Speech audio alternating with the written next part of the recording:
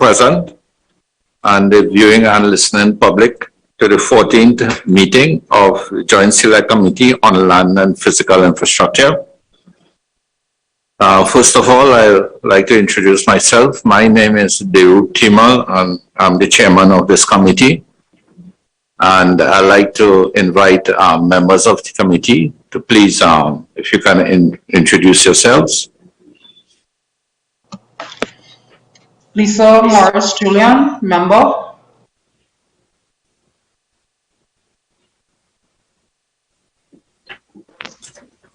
Muhammad Simon bin Obreger, member.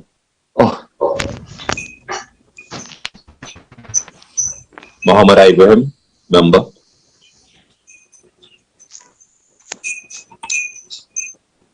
Barry Padar, member.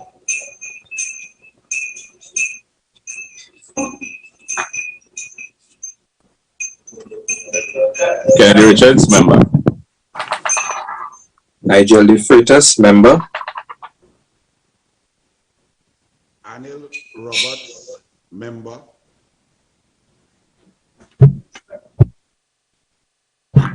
Okay, thank you very much, members. Member De Freitas is also the vice chairman of our committee.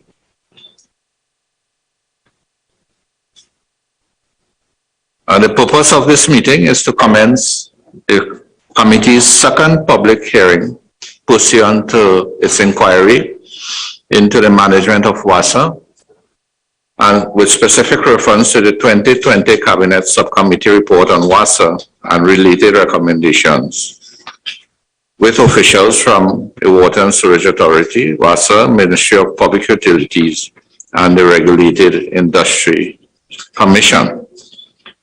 I'd just like to remind everyone and the public that of our inquiry objectives, and these objectives are fourfold. One, to examine the current state of WASA's administration and operations, to identify the challenges facing the authority in fulfilling its statutory role and functions, with specific reference to the 2020 Cabinet Subcommittee's report, to assess the measures required to improve the administration and operations of the authority, and four, to make recommendations to Parliament in relation to improving the administration and operations of the authority.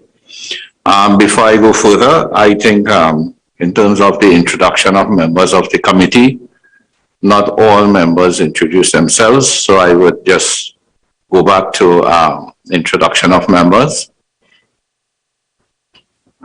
Member Roberts introduced himself. Oh, sorry, I am being advised that all members did introduce themselves.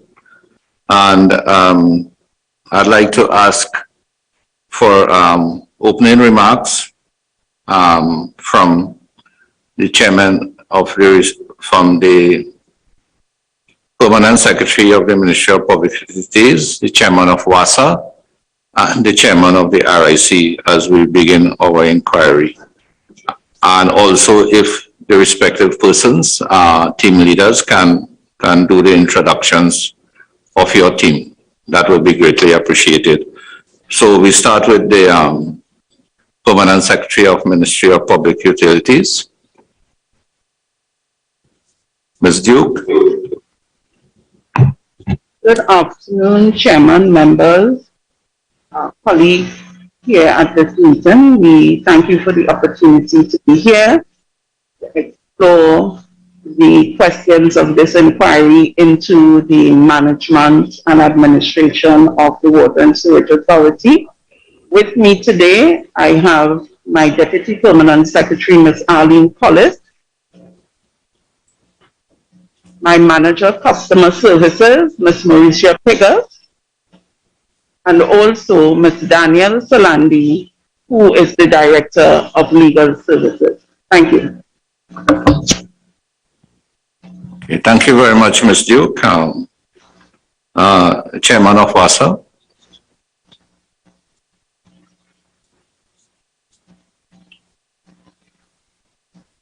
Good afternoon, Chairman, and thank you again for the opportunity. And I wish to take this opportunity to apologize for not being here on the last occasion. I was out of the country without access to facilities that would have allowed me to join remotely. I'm here with the acting CEO and the directors of WASA, and I will ask them each in turn to introduce themselves. Good afternoon, Shilan Shepherd, acting CEO of WASA. Good afternoon, Sharon Ali, Acting Director of Operations. Good afternoon, sir. David Drakes, Director of Corporate Services. Good afternoon, Corporate Secretary. Today, Giselle Spence, Acting Director of Finance. Good afternoon, Natasha Andrews, Acting Director of Customer Care. Good afternoon, Ron Spencer, Acting Director of Human Resources. Thank you, Chairman. Okay, thank you very much, Chairman Nanga. We're moving now to the Chairman of the RIC. Good afternoon, Chairman and members. PS and other officials from the Ministry of Public Utilities, Acting CEO, WASA, and colleagues, and the wider listening audience. I am here. I am Dawn Callender, Chairman of RIC, and with me are three senior members of RIC, Mr. Glenn Khan, the Executive Director, Ms. Carol Balkaran, the Deputy Executive Director, Ms. Nadia John, our Legal Corporate Secretary. Okay, thank you very much, Ms. Calendar. We will now proceed to questioning by the committee to officials who are here with us. Before we do so, I'd just like to remind members of some general housekeeping. Members and officials present that you are to direct your questions and concerns through the chair. And please keep your microphones muted until recognized by the chair. And for everyone to please use the raise hand feature accordingly. I now open the floor to members of the committee to ask questions. And Member Roberts, we start with you. Thank you, Mr. Chairman. Good afternoon, one and all. Yeah. To the acting. Member Roberts, we're not hearing you. We're not hearing you. Check one, check two, check three. Are you hearing me? We're hearing you very faintly. Not. All right. Chairman, I'm not hearing them at all. Okay. Okay, let me try this way. Chairman, are you hearing me? Are you hearing me now? Check one, check two, check. Are you hearing me, Chairman? I'm hearing you very faint, but some members are not hearing you at all. Are you hearing me now? Check. Thank you. Yeah, we're hearing you. I humbly apologize. That was some Bluetooth technology. We should just stick to pen and paper. Thank you, Mr. Chairman. Good afternoon to one and all. Good afternoon to this acting CEO of WASA, Mr. Shepherd. So you were able to find the contract, the water sale contract between WASA and DeSalcott, the government of Trinidad and Tobago and DeSalcott of January 19, 2010, were you?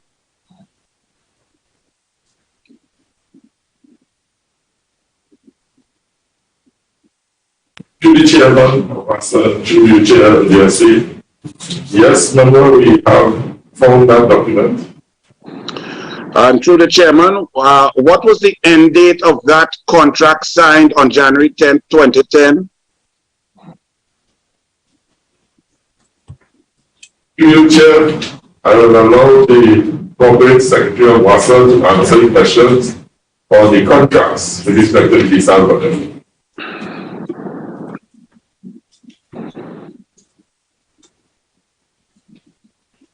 Yes, Corporate Secretary, you may proceed. Good afternoon, Chair. I just say that the contract dated 19th of January 2010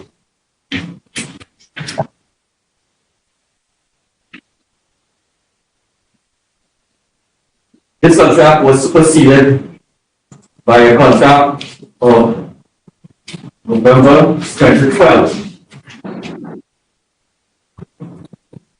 So the period, the duration, the obligations of that 2010 contract came to an end with the signing of the amended water sale agreement in November 2012. Yes, sir, Mr. Corporate Secretary. I'm speaking about the original contract. I know it was renegotiated between 2012 and then re-signed on 2014. What was the end date of that original contract signed on January 19, 2010, please?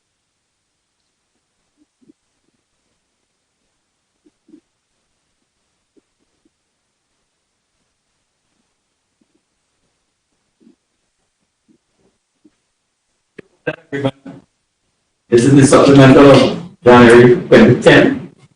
Was for a period of 25 years with the commencement of the delivery of 60 million gallons of water, MIGD, 60 MIGD, 25 years thereafter. Thank you, sir. And was this a take-or-pay contract signed on January 19, 2010? Here, through you, the original contract with the Salford, which we call the water sale agreement, signed on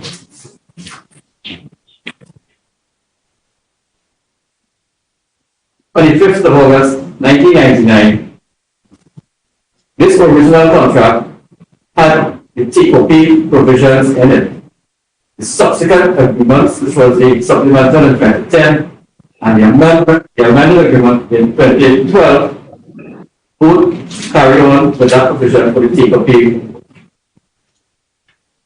Thank you, sir. And the original contract in 1999 and then amended 2002 was for 24 million gallons per day, and was the 2010 January 19 contract for 60 million gallons per day? From what I've seen, the contract is, 1 second.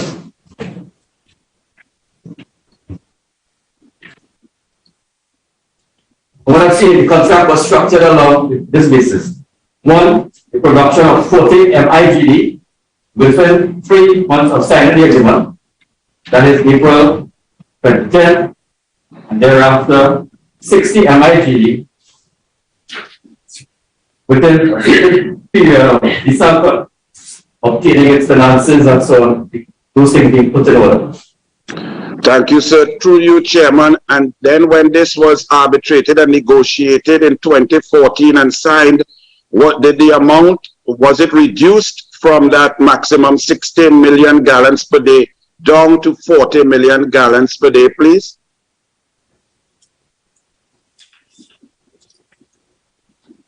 Volume of water contracted for in the amended water sale agreement of November 2012 was for 40 MIGD. Is 40 MIGD less than 60 MIGD, please, sir, through the chairman? It is our number. So, Mr. Shepherd, through you, Mr. Chairman, Mr. Shepherd, would you like to now correct the record from last Joint Select Committee where you stated that there was an increase up to 40 MIGD on 2014 when the facts show that it was in fact a decrease, sir?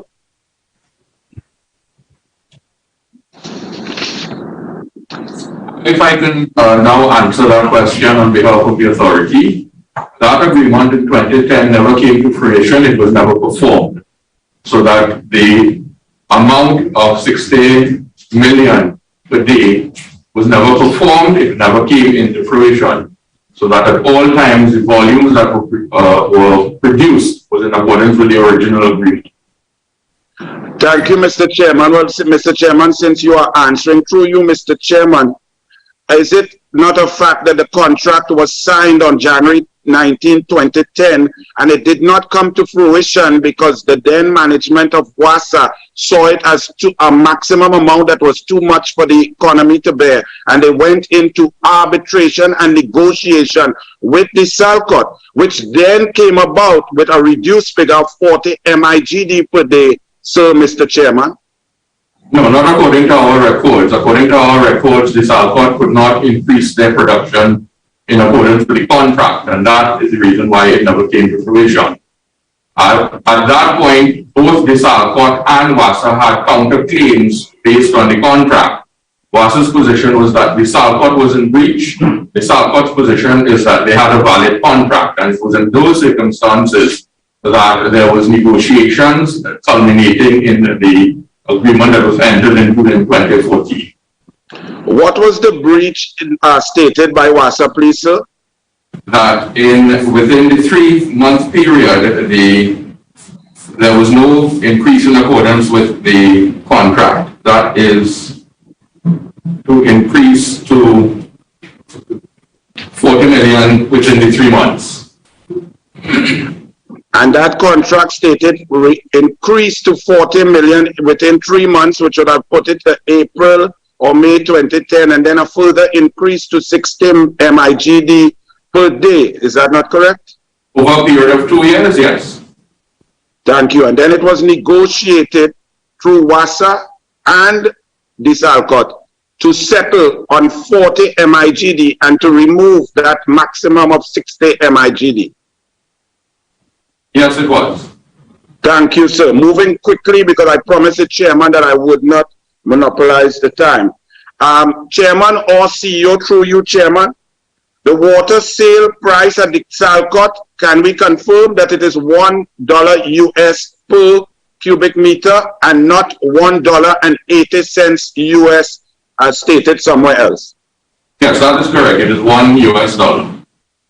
And sir, chairman, through you, is it true that 7 Seas, the foreign company which also provides WASA with desalination water, that the actual price that WASA pays to 7 Seas is, as I stated last time, 1.67 US per cubic meter, and up now, that was in 2017, and now it stands at 1.8157 US per cubic meter from 7 Seas per cubic meter. Yes, that is correct. So through you, chairman, and to the chairman, and this is directed to the acting CEO, would you like to correct the record when you previously stated that 7 Seas paid 1.39 US per cubic meter, as this figure does not appear in any of WASA's records at any point in time?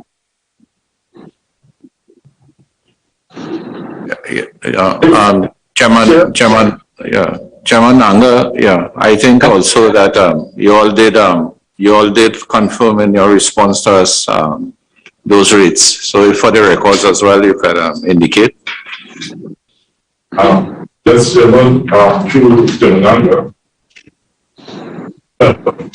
In the last meeting before, I would have said we didn't have the figures at hand. We got the figures and we said we confirmed it in writing. And yes, it is that figure which is put by the government. Through you, Chairman. Yeah, through you, Chairman, to Chairman Nanga. I see that originally in 1999, with the first take-or-pay contract, the entire and the cabinet note states that the Alcott and desalinated water was specifically and wholly and solely to be utilized for the energy sector. Do you have that cabinet note from 1999 where they then went through the tender process and 54 companies took up requests for proposals and then 3 were selected to bid for that contract? Do you all have that information there, that cabinet note? No, we don't. If I were to put it to you that way is the cabinet note that I have, and then in 2002 a decision was taken to change the composition of the distribution of desalinated water of the 24 million gallons per day from 19 million to the energy sector and then 5 to the commercial grid. Do you have that information? No, we don't. In 2015 to 2021, you provided us, thank you very much for the information, that the energy sector, basically in Point Lisas, several industries, as you stated, ArcelorMittal, Yara Trinidad Limited, Trinidad Methanol 4, and Trinidad Nitrogen all stopped and ceased operations, which put a further stress on WASA because these industries were buying water at a profit. And when they ceased, WASA, with its take-or-pay contract, was forced to take water from the lucrative energy sector and put it to the struggling commercial sector. And thereby this put stresses on the finances of WASA, the shutdown or the reduction in production at the energy sector level between 2016 and 2021. Yes, there was a reduction in the industrial customers, and that led to a surplus of water being provided by Ms. Alcott, and it was utilized otherwise. Chairman, through you to Chairman Nanga, so would it make sense in a logical to a reasonable person that if we were able to increase and rebound and restore and rebuild the energy sector to previous levels, that would go a long way in easing WASA's credit crunch and cash flow problems? I would not want Mr. Nanga, I'm not sure if you would want to venture into that territory, but yeah, you can respond. I would not want to speculate because it is not a simple thing of the energy sector rebounding. Seeing what has been happening globally, there are many other factors that will come into play. So it is not a simple proposition that we go back to 2016, for example, and we will return to that level. It is just simply too speculative to look at it that simplistically. Wow, sorry, I did not think. Thank you, Chairman. Let me just move forward to the Ministry of Public Utilities, please. Chair, 1 second. If Member Roberts would permit me, I just want to ask a question as well, along the same lines of what he's been asking shortly. Thank you, Member Roberts. Thank you, Mr. Chair. To WASA, I just want to find out a little bit of context in relation to that whole history that Mr. Roberts would have spoken about in relation to Desalcut and taking water from Desalcut between the period, I would say, it started in 2010. What I'm asking is exactly what was the context by which WASA would have approached Desalcut? Was there anything occurring countrywide at the point in time in relation to the ability to provide water domestically between, let's say, 2008 and 2012 that would have driven WASA to engage Desalcut? What is the context? Thank you, Vice Chair, and Chair through you. Yes, certainly, Vice Chair. The projections for 2010 was that our reservoirs were expected to go down to nil, a net nil position, given the harsh dry season that we were facing. Faced with that, the government needed to put contingency measures into place, and as a result, a decision was taken to approach Desalcut to ramp up their production in order to mitigate against the drying up resources otherwise. In addition to that, even though Desalcut was also approached, a decision was taken to bring on stream another desalination plant to mitigate against those harsh dry seasons. Hence the reason why another tender went out, and that eventually led to the contract being granted to 7 Seas. So it was in the context of a very harsh dry season. The projection that our reservoir levels would have gone down to zero or very near to zero. In that context, it was necessary to put mitigating factors in place, in order to ensure that the supply to the public continued. Thank you very much, Mr. Chairman, because that's important, because what I've been hearing so far is that things in terms of the supply of water, when negotiated with Desalcut, would have gone to one particular sector, but obviously, based on prevailing circumstances, that needed to change because you need to mitigate against what could have been an extended drought period, meaning that the production of water coming from WASA itself to be able to reach the citizens would have been next to zero because the reservoirs would have dropped to nil. So I understand now why that contract was initially negotiated with Desalcut to switch from industrial to domestic supply. So tell me something, after that mitigation measure was put in place, the reason for the negotiation in 2014, am I correct in stating that if things didn't go as badly as WASA had originally planned, but mitigated for, obviously because a drought is something serious, then that the renegotiation taking place in 2014 would have been based on the context at the time, which was that the drought didn't happen. So now let's renegotiate with Desalcott for the amount of water that is produced, because we don't have to deal with the mitigation measures that were put in 2010. Is that correct in thinking so? That is correct. And even not even going quite to 2014, by the time the agreement to negotiate was entered into in 2012, that would have been the position. Thankfully, supplies would have sort of normalized by that time. And certainly by 2014, that would not have been the context of renegotiating the contract. Okay. And what, just for my and for the public's edification, what would be the reason for extending the contract further? Because if the mitigation measures sort of ended, then the end date for that contract would have been a specific date. But we heard on the last date of the meeting that in 2014, that contract was negotiated downward. We know why now, because the mitigation measures were needed. But what would be the purpose for extending that contract even further than the end date that was originally envisioned? Unfortunately, we would not be able to answer that question as to why the contract would have been extended at that point in time. Okay, thank you, Mr. Chairman. I'm good. Mr. Chair, will you, just on that line, Member Roberts had asked a question to explain and clarify the difference between the two rates between Trinity and Desalcott. Seeing that they had already, because of the foresaw a drought occurring and the supplies were low, that a second desalination company had to be sought. We recognize there's a disparity in the US dollar cost for both, and that figure was just clarified through Member Roberts asking, and it was also submitted in WASA's written submission.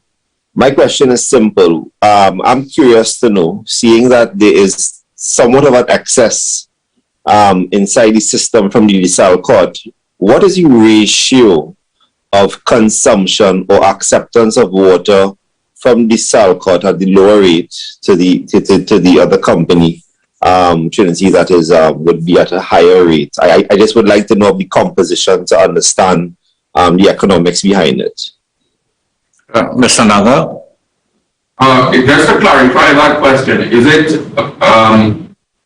what volumes are taken from Desalcott as opposed to 7 Seas? Yes, what does it contribute to the entire pool when it is that we are billed for water? What goes into the entire pool from 7 Seas versus Desalcott, correct?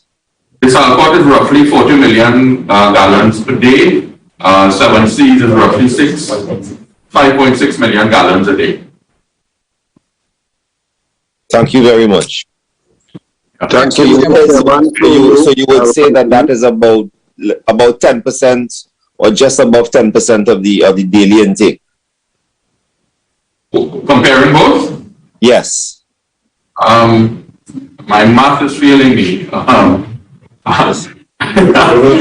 Chairman is 20%, right? 10 or 50, 20%. Okay. Can I continue? Yeah. All right. Chairman, to you, Chairman, to the Chairman. Of course. Yes. Barry Padarat, I just wanted to make one comment and ask a question on the same Desalcott issue before we move on to public utilities, with your permission, and Chairman, please. Yeah. Yes, Member Padarat. Yes. Please go ahead. Chairman, before Member Padarat goes, we're having some difficulty with hearing Member Padarat. Are you hearing me properly? Yes. Yes. It's better now. Okay. Chairman, before I ask my question, I wanted to pick up on a point that was raised by, I believe, Senator De Freitas, and in response, Mr. Nanga at the Water and Storage Authority. Mr. Nanga attributed the 2010 contract primarily because of the challenges that we were having in terms of capacity of the reservoirs. I just wanted to find out from officials of WASA that between 2005 to 2007, then Prime Minister Mr. Manning would have indicated publicly that WASA was, and to quote him, a $27 billion headache. And Mr. Manning at that time attributed the challenges of WASA mainly because of the distribution line of having millions of gallons of water being wasted because of the poor conditions at WASA, dilapidated mains, dilapidated pipelines, etc. And the huge wage bill at WASA. Those were the challenges of $27 billion that Mr. Manning would have said at that time. By the time we got to 2010, and Mr. Nanga indicated it was because of the low capacities at the reservoir. And that is why the contract at 2010 in January would have been negotiated. Would it not also have been a main contributing factor because of the challenges that existed because of the aging infrastructure and the poor distribution in terms of, at that time, Mr. Manning had indicated that 60 to 70% of the water being taken out of the Salkat was being lost in the poor infrastructure. So I believe that that would have contributed significantly to why we would have then had to enter into the contract again into 2010 and provide some of the rationale. But the question that I really wanted to ask officials of WASA is that one of the documents that you supplied to us over the last day or two indicated that you were unable to locate the cabinet note that would have informed the January 19th, 2010 contract. My question is, in light of cabinet providing direction to state enterprises and ministries, a minister would have had to bring a cabinet note to the cabinet for the increase that the Salkat was being proposed to provide to the national population coming out of the industrial grid onto the local grid. My question is, at that time, can WASA indicate who would have been the Minister of Public Utilities or with responsibility for WASA, and who would have been the CEO of WASA that would have enforced the 2010 January 19th contract?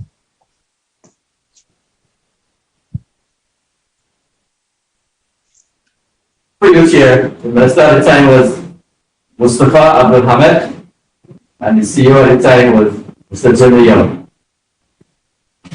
Thank you. If I Could we go? If I understand, I'm asking. Go ahead, Lisa. Member Lisa. Go ahead. Just Member Ibrahim, I think before we go to Member Julian, I'd like to go to Member Dinobrega first, and then we'll come to Member Julian. Thank you, Chairman. I actually want to follow up on something that Member Padawath just raised. In his discourse, Member Padawath spoke about revenue issues and linked it to water loss through aging infrastructure and whatnot.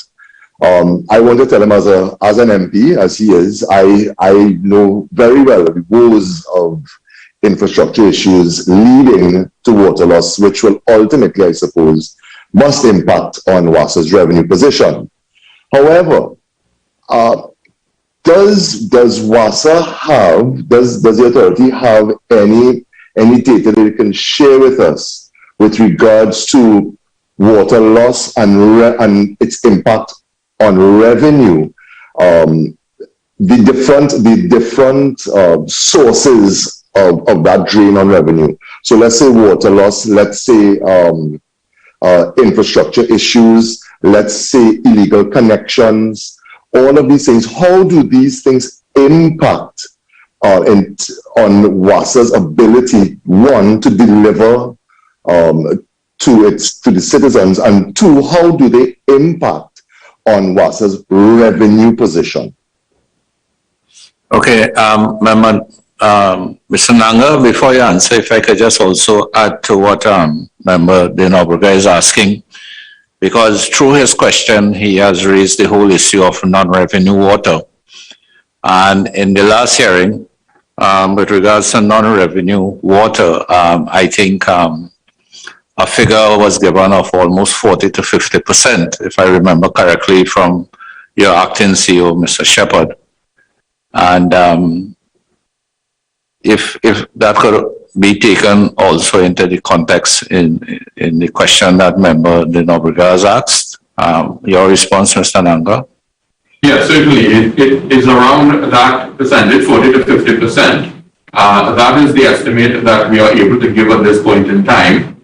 In order to be more accurate and determine what is really the most accurate level of non-revenue water, we have recently acquired, and we're in the process of acquiring even further data loggers that would allow us to measure the volumes leaving, for example, our production facilities and to the endpoint in terms of going to the various sources.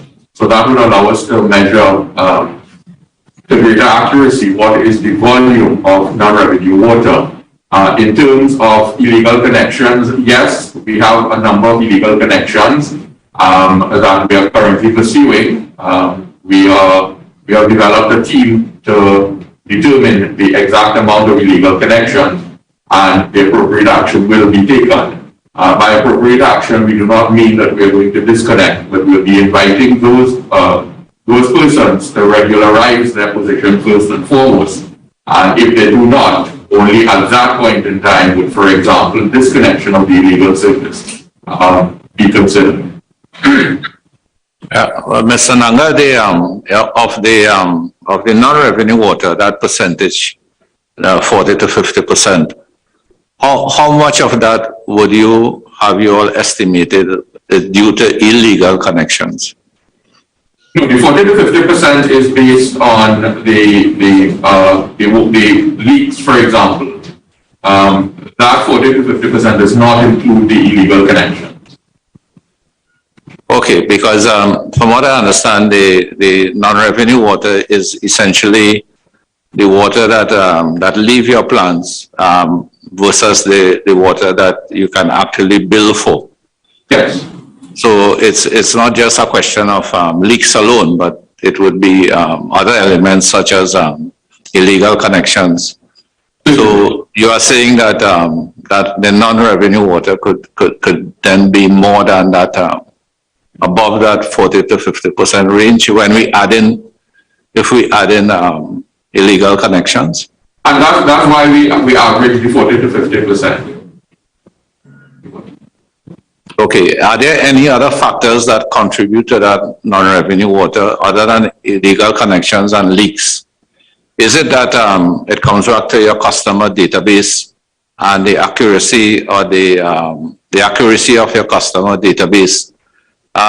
In terms of your level of confidence in your customer database itself, is the authority billing, other than the illegal collections, are we billing everyone that receives water from you? We are billing everyone. The other project that we are embarking upon is to ensure that you are the correct level. So for example, persons would have applied for a garden tap, for example, and in order to commence construction, and when construction was completed, they would not be put in the correct tariff rate, and they would continue to be billed at the rate of a garden tap.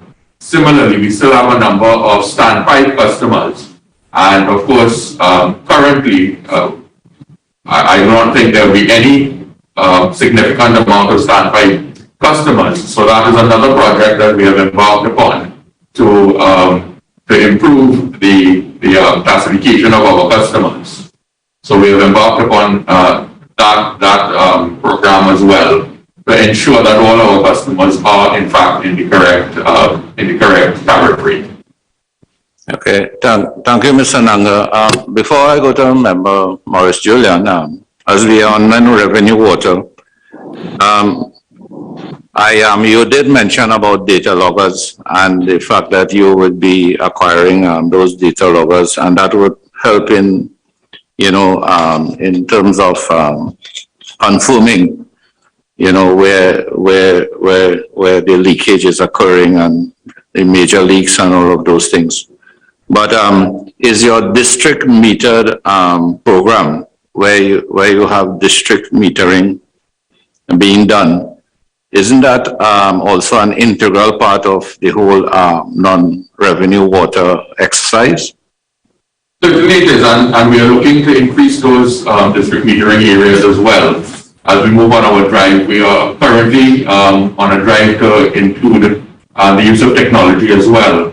So whereas currently we depend on persons on the ground to notify of leaks, etc., with the advent of technology, we are introducing so that the data loggers, in addition to giving us the information about the leakages, it will also allow us to locate those leakages on a more frequent occasion and allow us to do the repairs in a timely manner.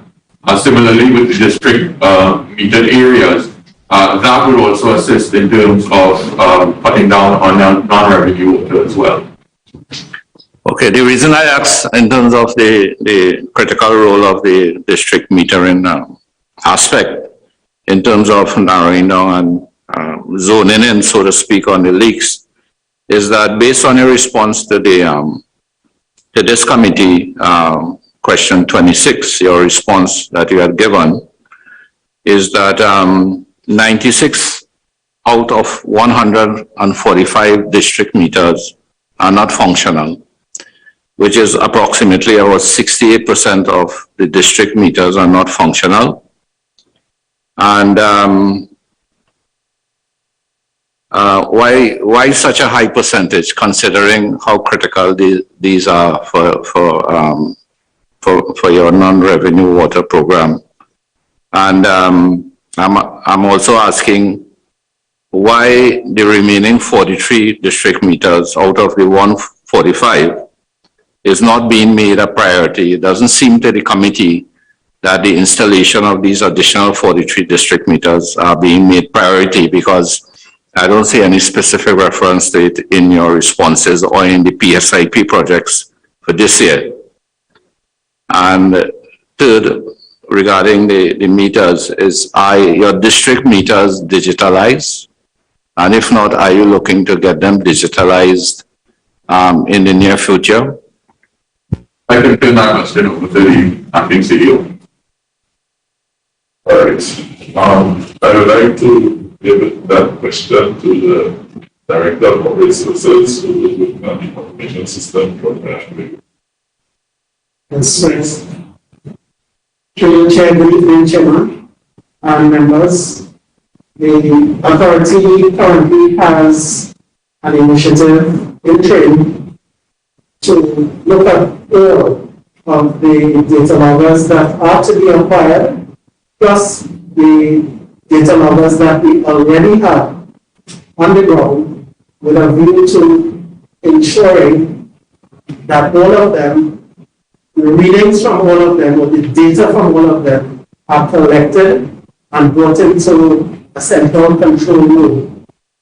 That project is live as we speak, and we anticipate over the next 4 to 6 months that this project will yield the results that we are actually seeking.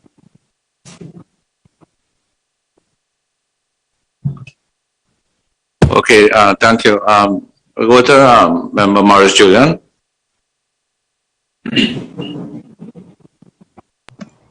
Thank you very much, Chairman. Chairman, first of all, I sometimes feel at great disadvantage when I hear members referring to information that I do not have, that I'm not aware of, and I would really appreciate that any information be shared beforehand. And second of all, Chairman, through you, I would like to ask the Chairman of the WASA board. I am particularly interested in what was said about illegal connections.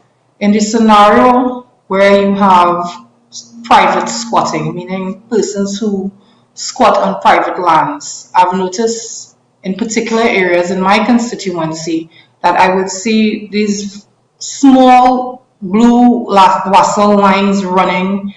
Is this something that is supported by WASA? Or is this something that is illegal? Is this why the quality of service is affected in a particular area? If I could get some clarification, what is done regarding, I guess, for the want of a better term, public squatting versus private squatting and WASA's outreach to those areas? Thank you very much, Chair. Evan, from you, no, that is not part of WASA's operations. However, there may be employees who enter into certain arrangements without the authorization of WASA. that is being actively looked into, and that would be part of our program to look into this whole issue of illegal water connections. If in so doing, we discover that they have, for want of a better term, the blue line as you refer to it, an investigation will in fact be launched to find out how they acquired that if they are not a legitimate customer. So that, yes, that is part. If you see those blue lines in a squatting area, for example, it would not have been done through the proper channels at the Water and Sewerage Authority. But that does not mean to say that persons may have very well entered into private arrangements. Through you, Chairman, thank you very much,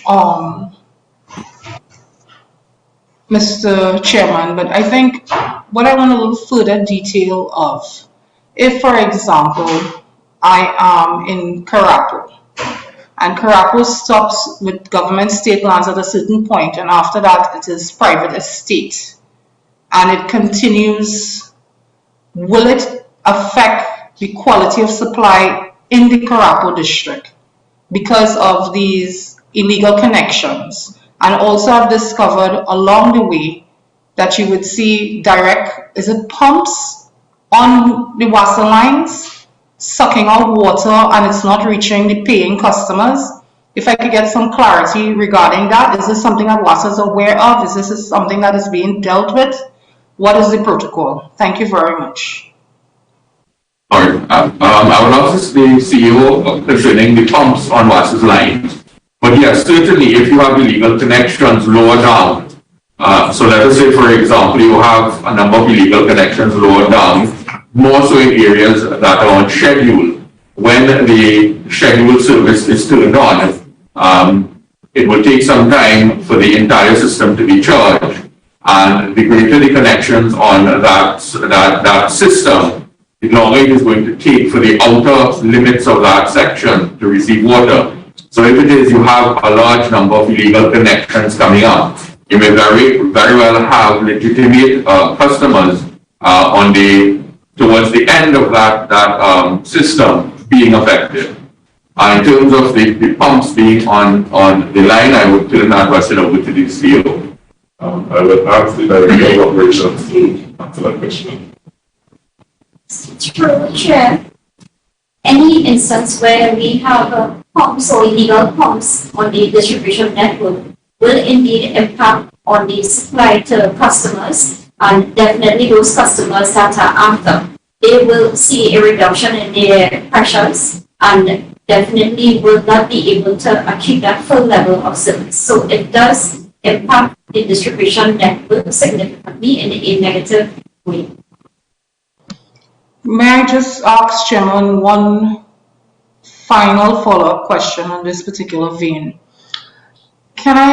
Is it possible that the committee, it could be written, obviously I'll expect it to be written, the areas that, for the want of the better, squatting seems like such a negative word to use, but persons who are squatting, those areas that have legal WASA connections, right? If it's possible that we know, because we know at some point it did happen, because we see it, we walk our areas, we see our districts, we see it happening everywhere. And I would, as an MP, I for one would like to know, so I can inform persons who are complaining about WASA and the quality of service, that sometimes there are other factors like illegal connections, etc., affecting the quality of the supply. Thank you very much. Thank you, Chairman. Thank you, Maurice Julian. I'll go to Member Ibrahim, and then afterwards we'll go to Member Roberts. Many thanks. I'm really pleased to hear that WASA is looking towards acquiring data loggers and also getting the consumption output and input as accurate as possible. But I mean, in any business, if you were to lose 40 to 50% of anything, that is a massive loss. And what the CEO of WASA said just now about moving forward to get the the illegal connections rationalized and rectified. I wanted to find out because, I mean, the last member who spoke about squatting, private squatting, public squatting, and also on lands that have connections. How flexible is WASA in moving forward in getting these persons regularized? For example, normally you would have to have a connection, a lease, you would have to have ownership. Are we finding creative ways to get around this? And this is what I'm asking: how creative and how flexible is WASA in capturing this amount of illegal connections to gain income from it and to start collecting? All right, we're in the process of updating our customer cadastre. That is a project that we have formulated and it is ongoing.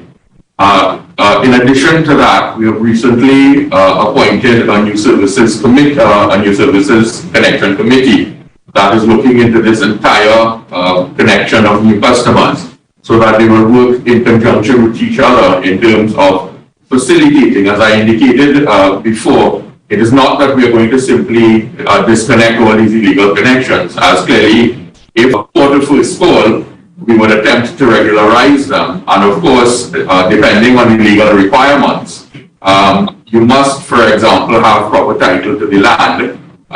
If it is you are able to show proper title, for example, a certificate of comfort or something along those lines, then yes, certainly we would be asking of, for example, our line ministry assistance from the relevant ministry, the relevant departments to attempt to regularize these persons so that their water supply can be regularized. In the event that that is not possible, unfortunately, those persons would have to be disconnected.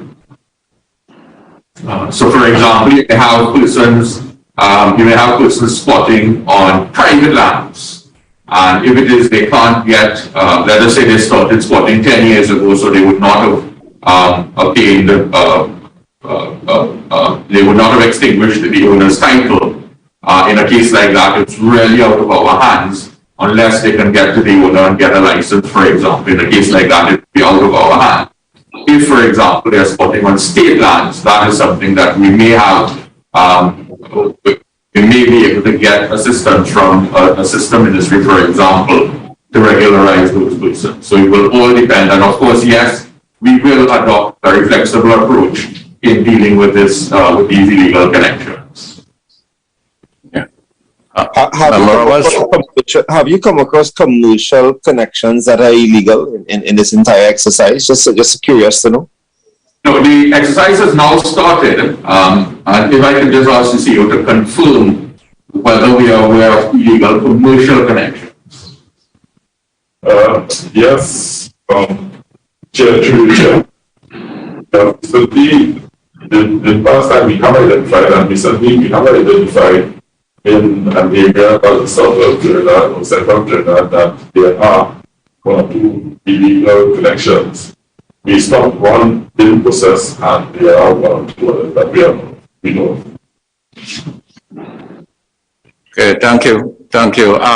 Member Roberts, if I come to you, I just have a follow-up question on non-revenue water before we move off that area of questioning. Mr. Nanga, in terms of the WASA's overall production, in terms of million gallons per day, and in terms of 40 to 50% leaking out from that, I think we can get probably an estimate of how much water is being lost through leakage.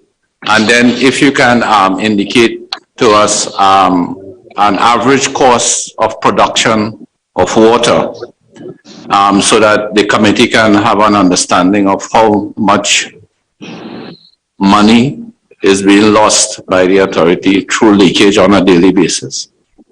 All right, before I turn that question over to the CEO, what I would want to indicate is that 40 to 50% would have been historic.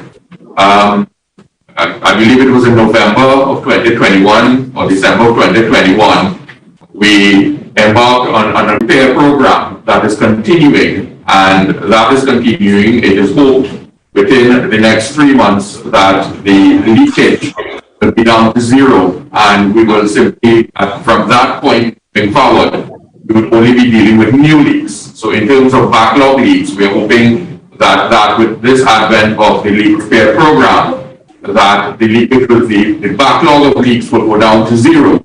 And from that point moving forward, we would only move on to repairing new leaks coming onto the system, so that although we are using this 40 to 50% figure, that would be based on historic value. And I would like to hope that, given the advent of the leak repair program that kicked off in November, that 40 to 50% figure would have now been reduced. But in terms of the figures, the production figures, and the value, I would turn that question over to the CEO. Chair. We have that figures as present right now. Should we forward that to you in writing? Exactly. The exact figure, we don't want to speculate or estimate. Should we forward the figures to you in writing? Yeah, Mr. Shepherd, I'm sorry, but I was not hearing you clearly. Could you just repeat? Because specifically, I'm looking at your total production, the estimated loss in terms of probably the $1 million a day, your production cost, and what is I know it wouldn't be very exact figures, but what approximately, the loss to the authority in terms of dollars through the leakage in the system. So what we estimate our losses an average of 90 IMGP. We have not correlated that to a cost factor at this time, because of the fact that there will be a lot of different factors, meaning that industrial, commercial, domestic, and the areas which the leakage is, and there are a number of factors we have to include to some of that calculation. So basically what I am saying is that we don't have that exact figure right now, and could have some time to some of that and give it to you in writing within a week. Okay, I accept, okay, that you would put that in writing to the committee in terms of specific details, but could you provide what is your average cost of production for treated water? I'm not talking about desalinated water, I'm talking about a gallon of treated water.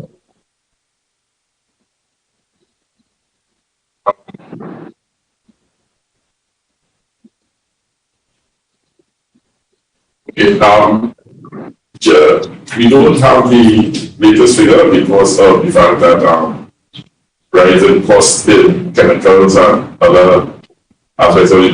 But the last calculation we had, which was in 2018, was at 43 cents per gallon.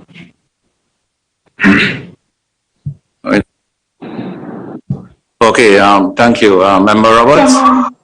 Before, Chairman, just one question, please. I know Member Roberts probably will want to follow up on something new, but I just have one burning question that was sent in by a member of the public, if I could ask, regarding the standpipe issue. Chairman, quite recently, I had a meeting with residents in a particular community by me, and a young woman, 40 years of age, said she was raped at 16 because of she left 3 o'clock in the morning to go to a standpipe, and it was at least 5 miles away from her particular place that she was living at. I have this simple question: how do you determine when and where standpipes, how are they assigned, and basically what is the ratio you would use to say that this particular area needs a standpipe or not? And the resident asked me to bring it up because even though it has been quite some time, she fears for other little girls, and I would just like some clarity so I can share it. Thank you, Chairman. If I can say, CEO to respond to that. Okay, through you, Chair, the number. Most of the time when a standby is located is at the end of our distribution system. We have most of the standbys in the areas which have their effective supply. But I'd like to ask the Director of Operations to elaborate on that.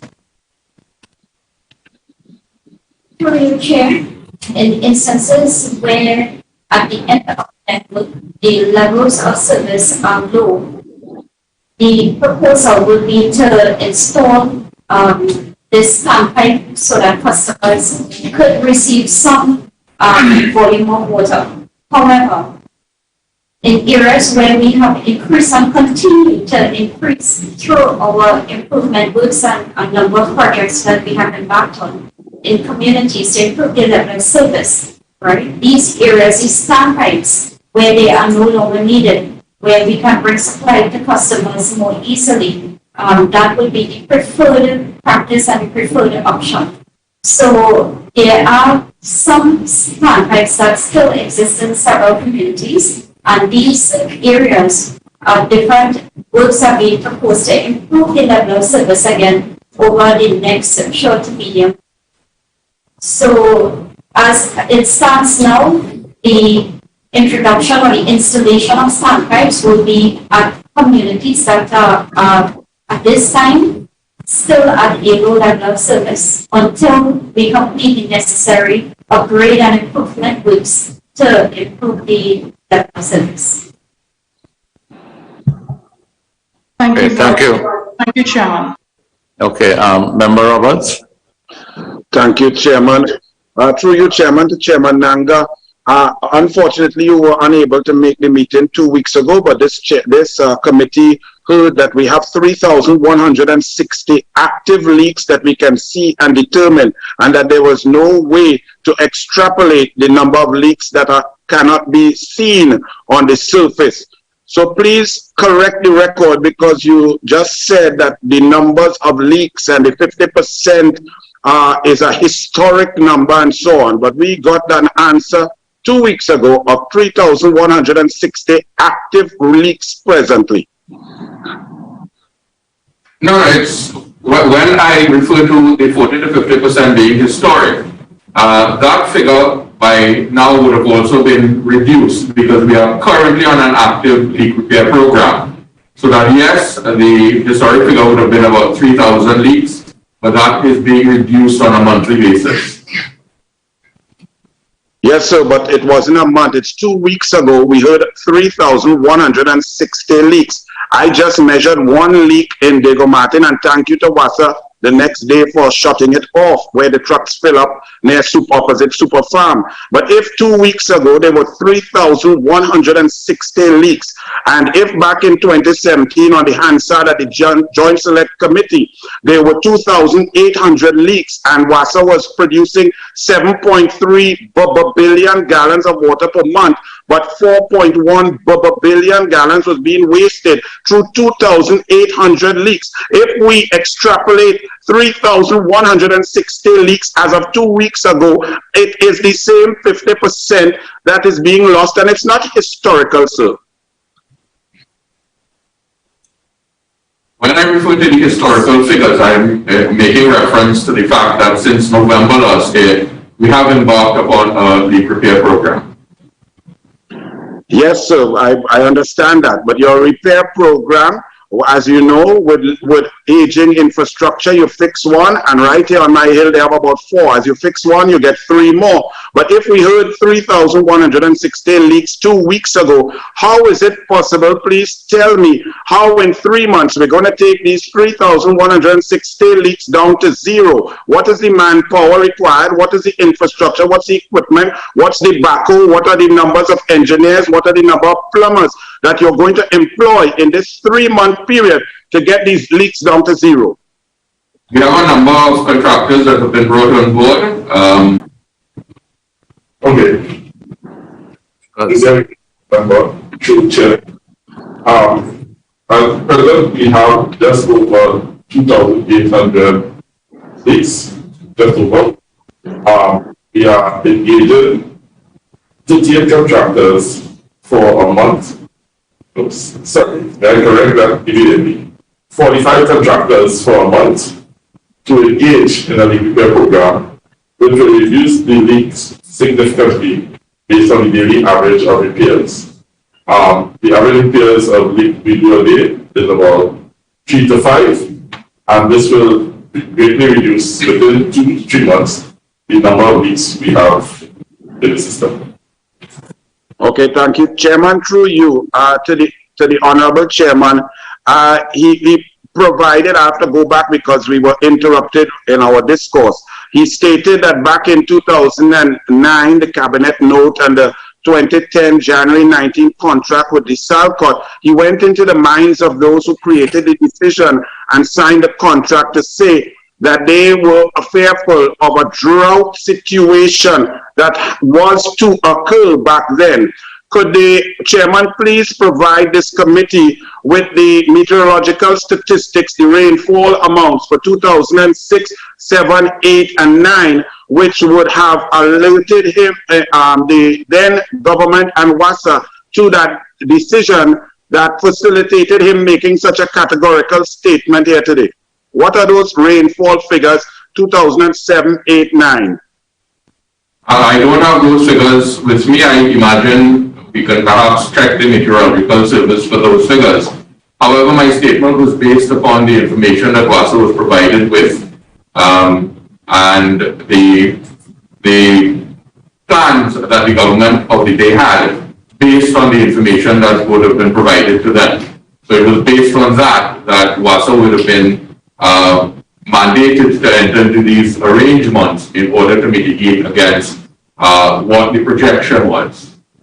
So you, Mr. Chair, Chairman, through you, please, no interruptions, please. Chairman, through you. So therefore, Chairman, you do not have that statistical information to provide this committee. Your contribution here today is based on hearsay or information garnered from someone back then without the data. No, it is not hearsay or speculation. Mr. Chair, sorry, I just want to... Mr. Nanga, yes. Yeah, Mr. Nanga. He's saying that the information is hearsay. It's not hearsay, Mr. Chair. A simple search could bring up the information where in the period 2009 to 2010, there was 25% rainfall of what was expected given historical figures. That is on the ODPM website. And there was a severe drought in the last 3 months of 2009 to 2010. So it's not hearsay, it's actually completely and utterly true. So I understand what WASA was saying then and the context in which it was given, in the same way that Senator Roberts would have brought information to the committee when none of us saw the information, but quoted that information, and we take him at his word because this is a bipartisan committee and we're all trying to get information. But just to add on the record, there was a drought last 3 months of 2009 and we got only 25% of the rainfall that was expected. Chairman, Chairman, please. You gave some rules. I've sat here quietly for the last 32 minutes, and Senator De Freitas, with all due respect, I did not interrupt. I did not, and we have rules. Please allow me to question without interruption, please, as I allowed you all to do. Chairman, may I proceed, please? Yeah, go ahead, please, Member. Thank you. Thank you very much. So we would like that information on the drought. Second question to Chairman Nanga, through you, Chairman. If it was a drought mitigation contract, why would the government, the cabinet, and WASA go into a 25-year contract if it was simply due to drought mitigation at the time? Why wouldn't it have been a short-term emergency situation? As you're an attorney, who would sign a 25-year contract to deal with an emergency position, please? Since that was the position that you all are stating here. Yeah, Mr. Nanga, please. Before you answer, we have been discussing this matter for quite a while. Both Member De Freitas and Member Roberts have made contributions to the whole fact surrounding this Alcott matter in terms of the expansion, the increase in amount of water to be supplied and all of those things. Now, what I would do is I would request from the authority. I don't think the authority, in terms of policy decisions with regards to the increase for the Alcott and all those matters, in terms of actual provision of data regarding rainfall, drought conditions, and all of those things, for something that occurred so back far in the past, what I would ask the authority to do is provide to the committee in writing. You know, some of it you have already said, but if you can just summarize in writing for the committee, you know, the decisions and the factors that went, the factors that were considered that went into that decision as far as you are aware, and submit that to the committee. I think that would suffice. That would answer the questions that are being asked by members. Yeah, I would like, at this point, I would like to... Chairman, please, I am asking some questions. Well, you are not finished? Please go ahead. Absolutely not, sir. And I stopped and I allowed everybody, including your good self, to go ahead. I'm not finished at all. Can I continue, please, sir? Member Roberts, please proceed. Thank you, sir. Have the reservoirs in Trinidad and Tobago ever reached zero? If I can turn to the CEO. I will ask Director of Operations to get the worst reservoir level at the authority in the last 10 years. Through you, Chair, there were several years when we experienced at the authority very low rainfall, which resulted, of course, in the low reservoir levels. And this would be the major impounded one at Arena and Police at Nagatier, Trinidad. The specific reservoir level for those years, I have on me at this time, which I will be willing to provide in writing, of course. And that will be within the next week. Thank you. Chairman, to the Permanent Secretary of the Ministry of Public Utilities, through your written presentation, ma'am, we saw that the Alcott pays 5.2 million TT dollars per month for electricity, whereas 7 Seas, the foreign company, does not pay 1 cent for electricity to the government of Trinidad and Tobago, up to a maximum level of 3.83 kilowatts per hour. Is this true? Member Roberts, in terms of the response you had given to the committee, yes. In writing, Member Roberts says yes. Okay, so I am referring to that response now and to say to the member that pursuant to Section 6.5 of the Water Sale Agreement between WASA and 7 Seas, WASA has an obligation to provide electrical connection, disconnect switches, infrastructure for electricity, as well as to provide electrical power to enable the system to operate. It is based on this element of the water sale agreement that the electricity charges incurred are footed by the Water and Sewerage Authority. And thank you, Madam PS, through you, Chairman. Why, or to WASA, whoever is better positioned, Chairman of WASA, to answer the question, what is the policy that would allow a local company to have to pay for its electricity while a foreign company gets its electricity free and they're producing the same product? Now that a foreign company is getting its electricity free and a local company is required to pay, included in the price structure for the Desalcott plant, included in that price structure is a component for electricity. At the time when the 7 Seas plant was being constructed and the price arrangement was being developed, the intention was that 7 Seas would have got its electricity supplied through TGU.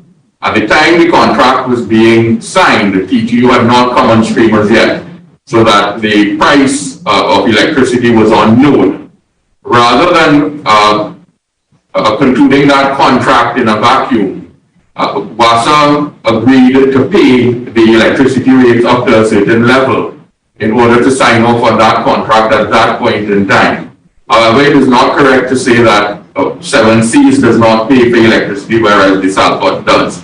Included in the rate for Desalcott is a component representing the electricity charges. Thank you, Chairman. Could you tell me, did TGU come on stream, and what year did TGU come on stream? TGU came on stream. I cannot recall what year TGU came on stream.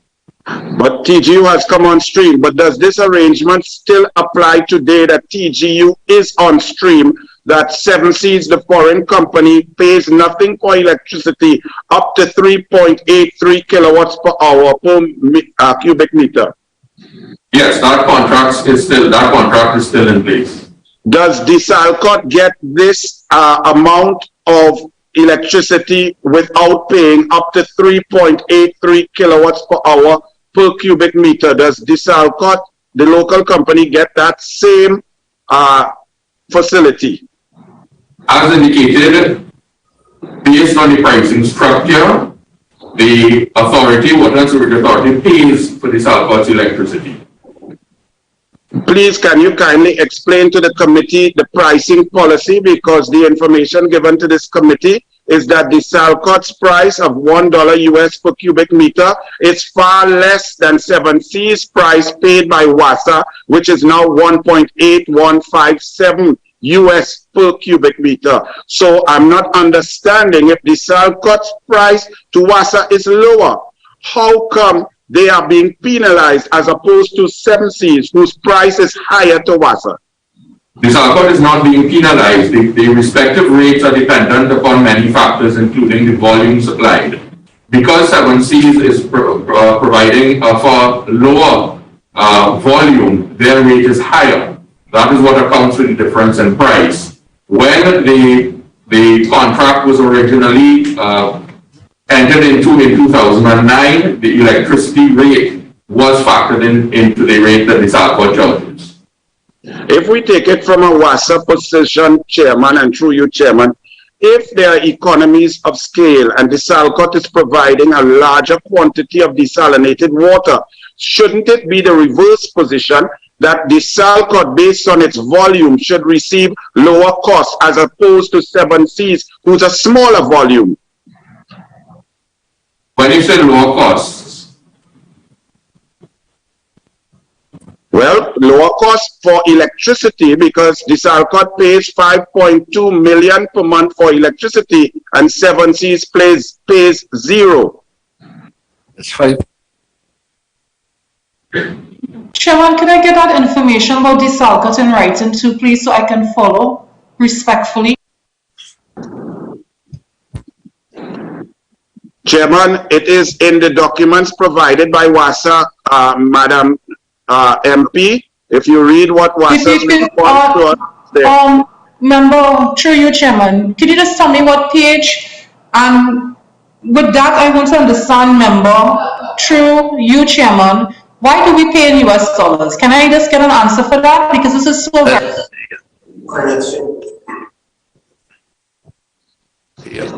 Member Julian, if Member Morris Julian, if I get you clear, you wanted to get the reference for the Yes, sir, because I'm following on. Yes, I'm trying to find what page.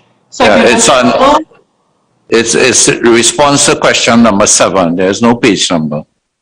Okay, great. Thank you so much. Yeah, Mr. Nanga, could you please respond to Member Roberts? This last question.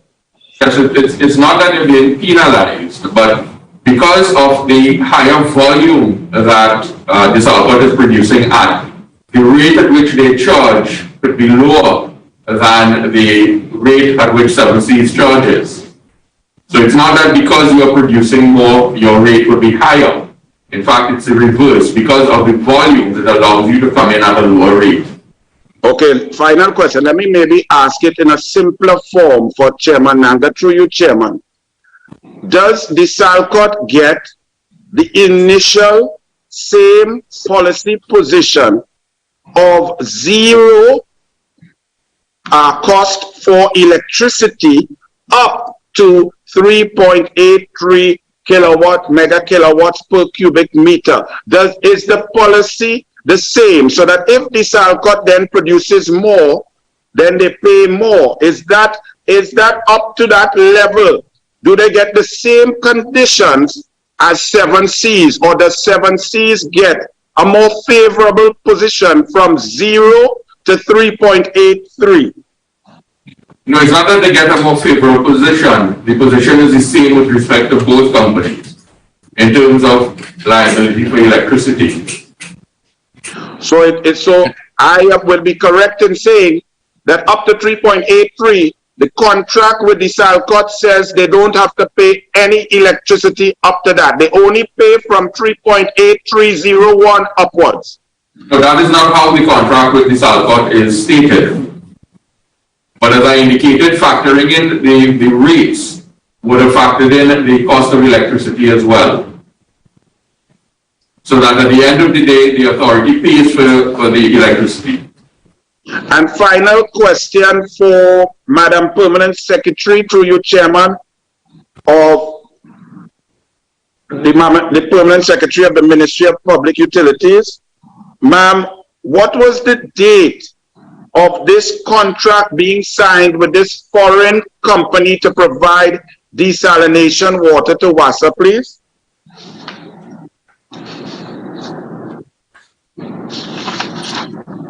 Ms. Duke? Chairman, it was in 2010, but I'll have to locate the exact date.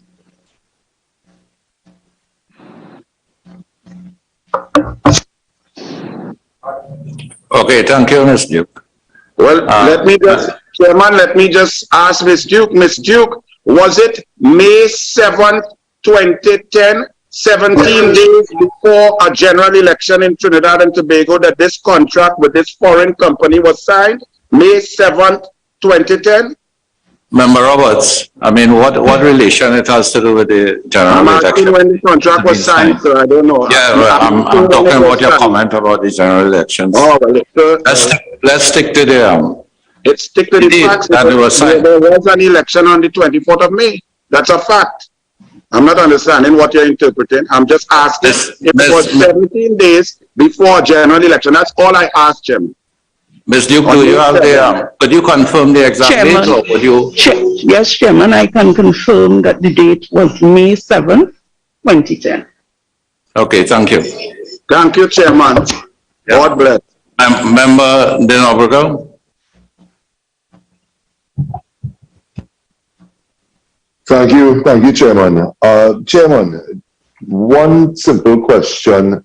It was raised by Member Roberts that we obviously have these two desalination companies, one being local and one being foreign, as he has drilled into members present. We have been talking about the financial arrangements between them, and I do not want it lost that Member Julian asked a very pertinent question with regards to the financial arrangements, the contractual arrangements. Why are we paying a local company, as Member Roberts has been so driven to explain to us, in US dollars, and paying this foreign company that is producing a fraction of what the local company is producing in TT dollars? Mr. Nanga? Sorry, that would have been based upon the manner in which the respective contracts were negotiated. So that whatever the contracts provided for, that would be the currency of payment. So that the Salcott contract was in US, hence Both are in. it's being paid in US. Chairman, let me just for clarification, both are in US, Chairman, none are in TT.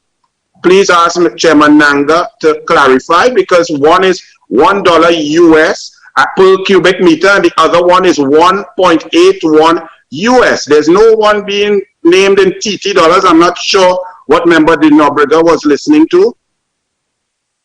17 accepts 20% of their rate in TT dollars. Okay, thank you, Member Nanga, for that clarification. Yeah, Member Denobrega, you have any further question? No, Chairman, I just wanted to get clarification as to how the organizations were being paid. Okay, thank you. I'd just like to get some of our other officials from the different organizations involved in our hearing here today. And I'd like to go to the Regulated Industries Commission and to ask the whole aspect of quality of services standards order, or QSS as is summarized, and that normally this is to be sent to the Ministry of Public Utilities for gazetting. And in the response to the committee, the RIC, you all indicated that a draft quality of service standards QSS order was submitted to the Ministry of Public Utilities under cover of correspondence dated February 12th, 2021 for publication in the Gazette. But this was not done, and the RIC continues to follow up with the Ministry of Public Utilities in this regard. Ms. Calendar, would you like to just elaborate on that, please? Yes, so we submitted the QSS for WASA in 2021. I think it was early 2021. Subsequently, we have not received anything in writing from the ministry. However, we were told that there would be need for more clarifications. We have provided, again, some further clarifications, and we await to see whether those clarifications would satisfy whatever the discrepancy or the concerns were, but we haven't really received anything in writing to date.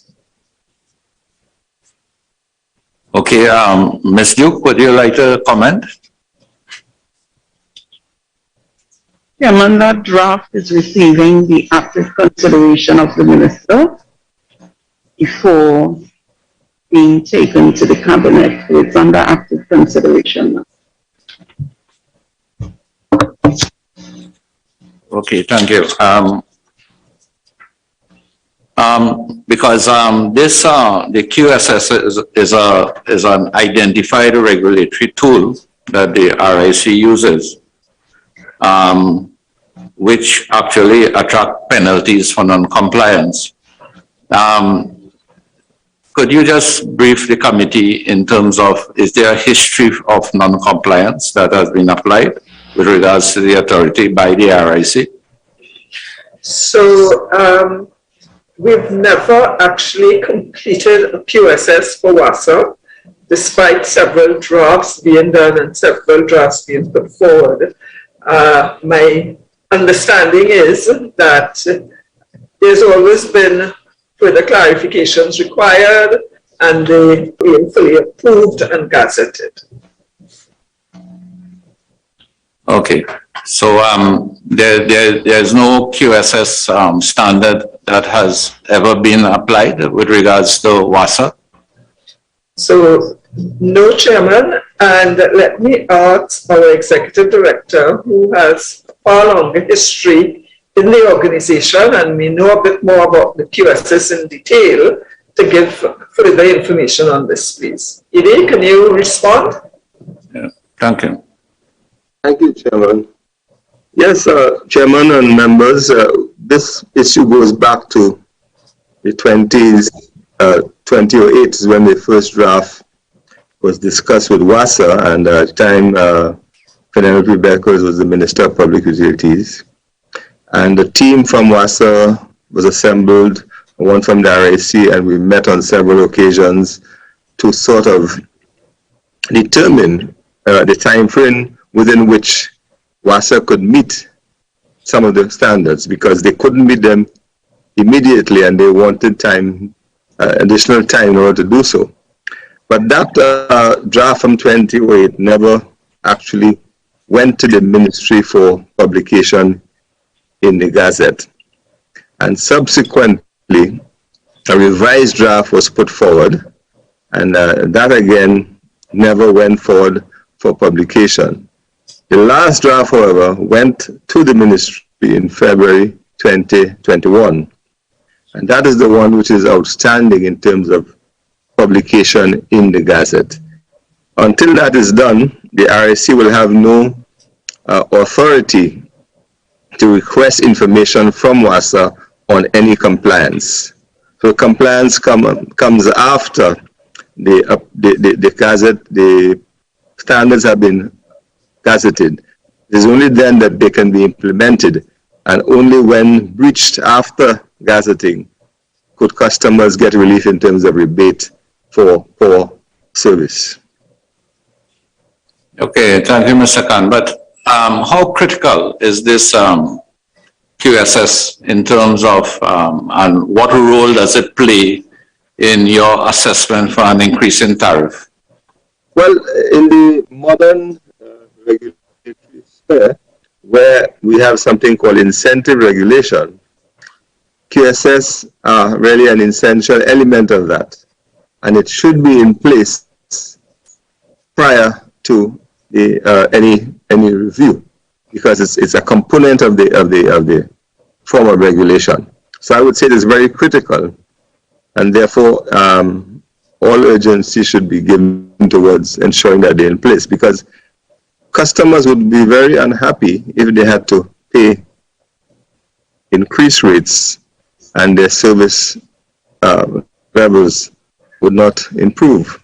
So I think, from my point of view, I would say it's critical that happens, in order to ensure that people, when they get bad service, there's a recourse to them.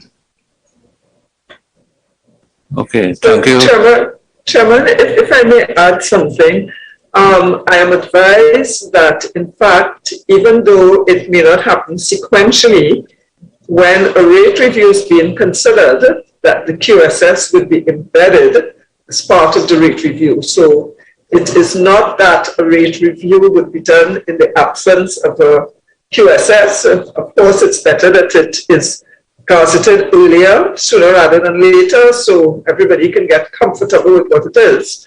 However, if that does not occur, when the rate review is being considered, the QSS would be embedded in that procedure there.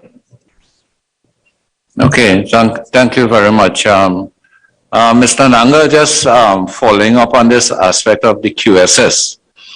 I know it hasn't been gazetted, it's not approved and all of those things.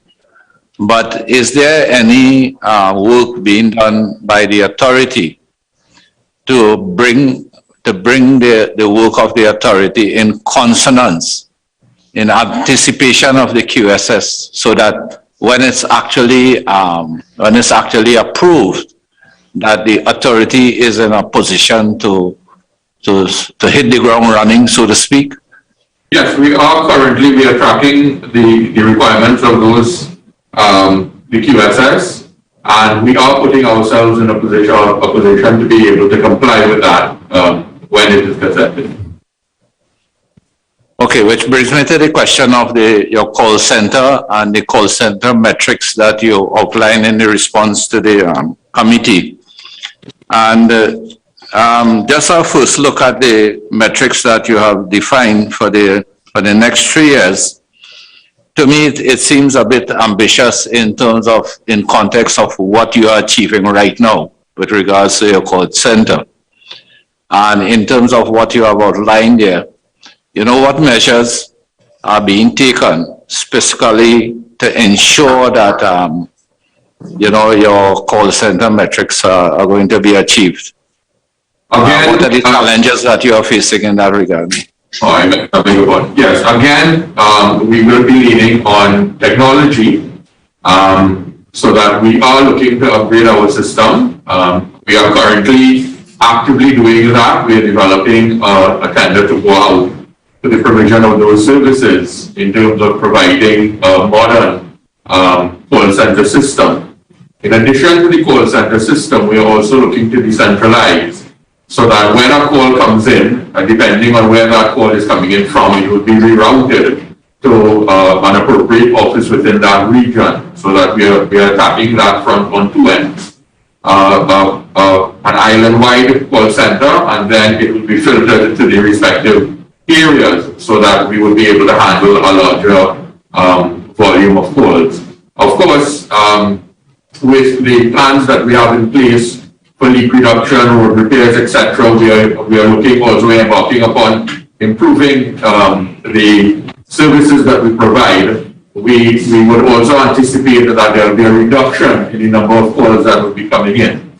In addition to the call center, we are also actively pursuing at this point in time an app that can be utilized to achieve much of what would be used via the call center, so that instead of having to use the call center, utilize the call center, customers can now use this app once it's rolled out. So in conjunction with decentralizing, upgrading our call center system, we're also looking to implement this app that would decrease the burden on a call center as well.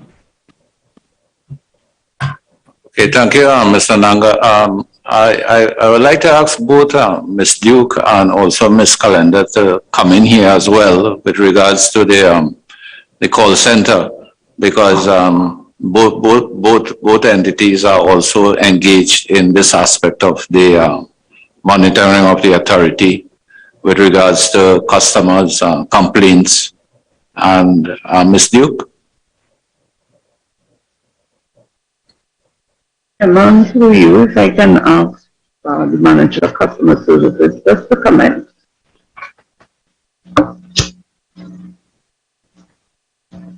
Good afternoon.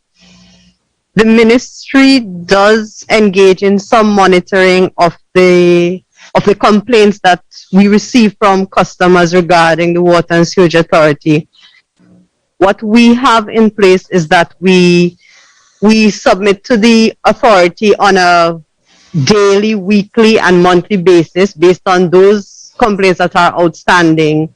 The list of these complaints requesting that they be resolved using different methodology.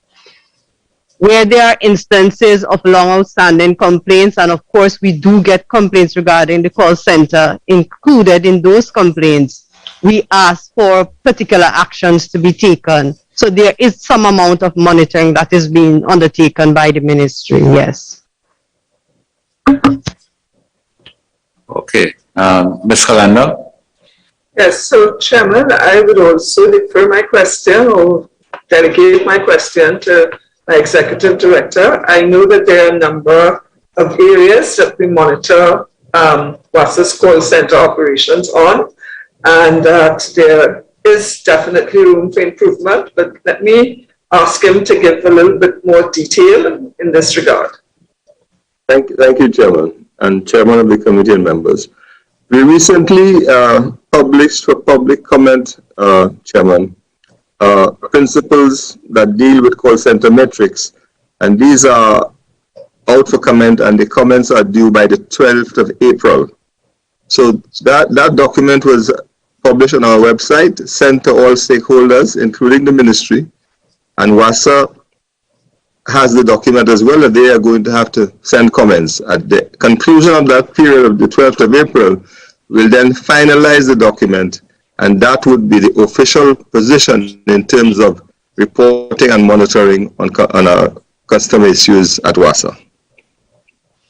Okay, thank you very much.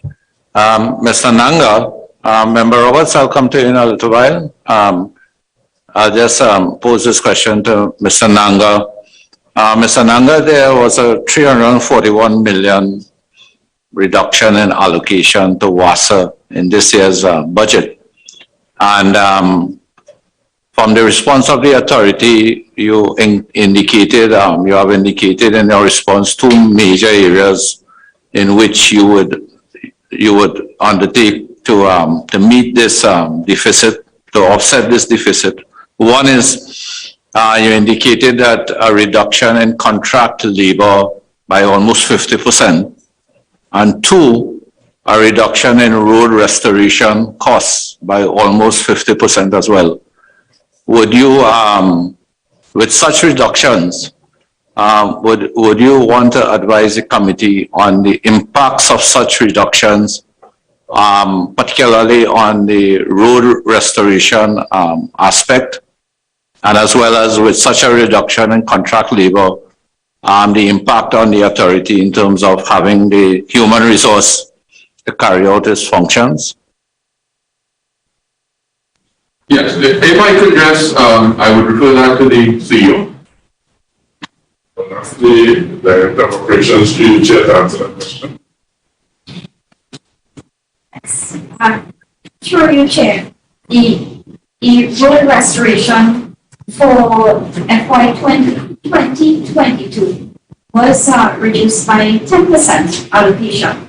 And this, in terms of the impact, right, to the available resources meaning that we internally will use aggregate equipment and the necessary labor force to conduct the road restoration activity. Road restoration jobs, in order to manage with this this reduction, the road restoration jobs will be sure that we have adequate coverage and still be able to address all of the critical and key restoration in the different areas. We have also been engaging in expanding the road restoration capacity to include some contracted labor, so that they would be able, in conjunction with the internal resources, to double capacity, so that we will have more coverage in many of the communities, so that we will still be able to do that road restoration and those jobs that are urgently required.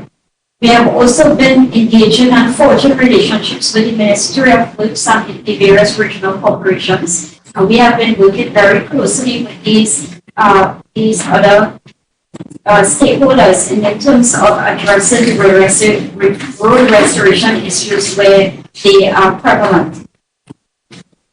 In addition, with the expansion of the Leak Drive initiative and the contractors who are also being engaged for leak repairs, the road restoration activity also forms part of that leak repair exercise, so that once on completion of the leak repair activity, the road restoration and permanent road restoration will follow immediately thereafter. So these are some of the additional steps that we have engaged in to ensure that even though the allocation has been slightly reduced, that we will still be able to effectively manage and do the necessary repairs.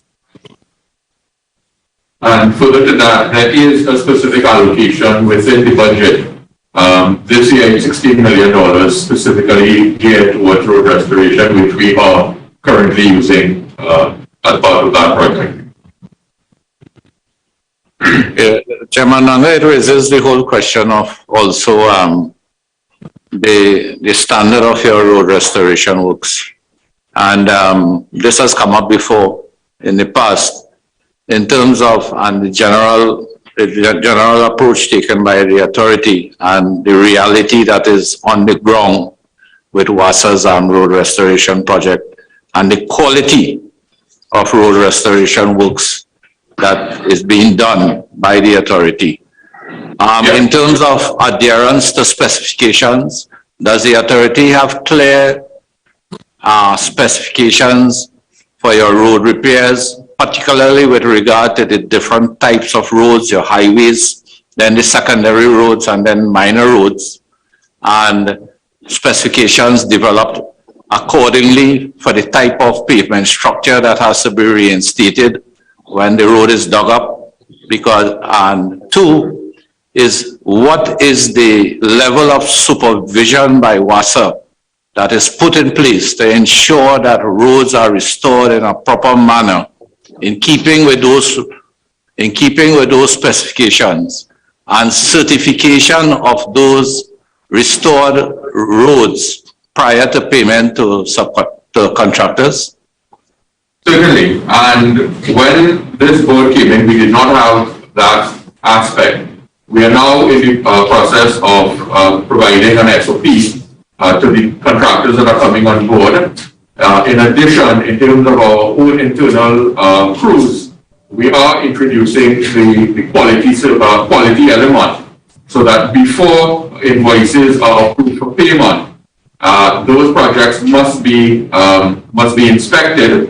There will be a quality control component introduced in contracts that are now being provided for road restoration. Further, internally, we would have supervisors on the field to ensure that the repairs are carried out effectively. Internally, if that is not done, we will embark upon a training program if we think there is need for such. And even after that, if persons are still not performing, corrective action will be taken. And if they are still not performing to the level that we require, disciplinary action will be pursued. In order to mitigate against this issue that has been raised, we are carefully looking at the contractors that we will be engaging and ensure that they have the proper expertise in order to do a good job. And it will be, we have taken the decision at the level of the board to include in the contracts, the respective contracts, that there will be this quality control element. And we must be 100% satisfied of the job that was done before the invoices will be processed for payment.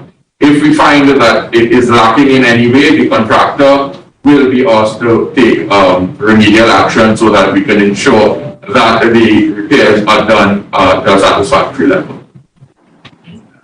Yeah, Mr. Nanga, you have outlined a lot of measures there, and based on the history, I must say that I think, I mean, you outline a sort of progressive sort of thing. If this is not done, then you go to the next stage. It seems to me that you'll have to be implementing all of what you have said there in order to get this road restoration standard drastically improved. Because I think in the past, you know, we have heard certain things about road restoration, but there's one aspect of work that the authority, it leaves a tremendous amount to be desired. But based on what you have outlined there, is the authority considering having a special division within your organization structure to make sure that all of what is being said there is implemented? What department this road restoration falls under? This road restoration will fall under operations, but yes, at the level of audit as well, we will ensure that the quality, and I understand the skepticism, but because of what we have met, the complaints that have been generated, we have a very progressive board this time around. We are no longer running the authority from the boardroom. Individual members of the board are actually going down at the ground level to ensure what we are being told at the level of the board is in fact so. The various members of the board, they are lending their individual expertise to the operations of WASA, so that, for example, what we have been doing, given certain projects, we have assigned certain members of the board to overlook, to have oversight, of those particular projects. And individual members of the board are actually on the ground ensuring that there is compliance. If we need to do that in respect of this aspect as well, that will be done. Of course, given the nature of road repairs, the members of the board are from far and wide, so that road repairs is something that we can monitor ourselves. In fact, I have been personally monitoring the level of road repairs and where kudos is due kudos is given. So that given the nature, yes, we have those things in place, and yes, they will be implemented. Okay, thank you, Mr. Nanga. Member Roberts? And then after you, Member Roberts, Mr. Padarat. Member Padarat has his hand up, so we'll go to him afterwards. Thank you, Mr. Chairman. Through you to Chairman Nanga, you and Acting Senior Shepherd stated here for the population that over the next 3 months, we're going to aggressively attack a problem that has existed for the last 4 or 5 years of tremendous numbers of leaks. We had information 2 weeks ago of 3,160 leaks. Today, Acting CEO Shepherd said 2,800 leaks, and there are contractors, 49 contractors coming on board over the next 3 months. So by July 1st, you expect to get those leaks down to 0. That sounds fantastic. However, unfortunately for me, I am a reasonable, rational person. If the chairman of this committee has just stated that the road repair budget has been slashed over for this fiscal period, and you are going to embark upon 3,160 damages to roads across the board, how is it feasible unless you have received an increased allocation through the midterm review or through a special cabinet note for this project of 3 months? Unless you have received the money, then we cannot really look forward to saying July 1st, 0 leaks. Can we, sir? Well, that is what we are projecting. But of course, when we say 0 leaks by July, we are talking about clearing the backlogs. We will have new leaks developing, so that from July move forward, we are looking to tackle the new leaks that are coming up. We are hoping by July that the backlog will be cleared. In terms of the road restoration, not all these 2,800 leaks would affect the roadway. You would have, for example, connections to consumers. You would have leaks taking place off the road. You would have leaks that are, for example, on various compounds. So it is not that we are going to be repairing 2,800 leaks, therefore we will have 2,800 road restorations to do. Okay, that's logical, but let's say that 50% of them impact the roadway in some form or fashion, whether partially or wholly under the roads, because most of our infrastructure is very near the roadways. Please tell this committee what has been your increased allocation for this great aspirational project that is to be undertaken in the next 3 months. Where is the money coming from? Where is it? Has it been allocated? And if so, how much, please? Yes, we have a $16 million allocation for road restoration. So that's the normal budgeted allocation, and over the last 4 years that has not been able to do the job. This project that you have stated here today is a brilliant one. It's an exceptional one, and it requires exceptional resources. Are you saying that there is no extra allocation for this project over the next 3 months, and you are going to attempt to do it with the minuscule amount budgeted last year, October, for road repair, 16 million? They have also asked for a further allocation of $13 million towards this program. You've asked for it. When is it going to cabinet? Has cabinet approved it? How long is the cabinet process? Is it going to FNGP? When will the cabinet confirm it? And how long would that allocation take to get out from the Ministry of Finance to WASA so they can spend the money and pay the contractors? That is something that is not within our knowledge. That will depend on a cabinet decision. But as the Director of Operations have also indicated, we are working in conjunction with the regional corporations and the Ministry of Works in order to assist us with achieving this part of our project. So, Chairman Nanga, if I was to put it to you that a project in concept and successful completion, will I be harsh to make that statement?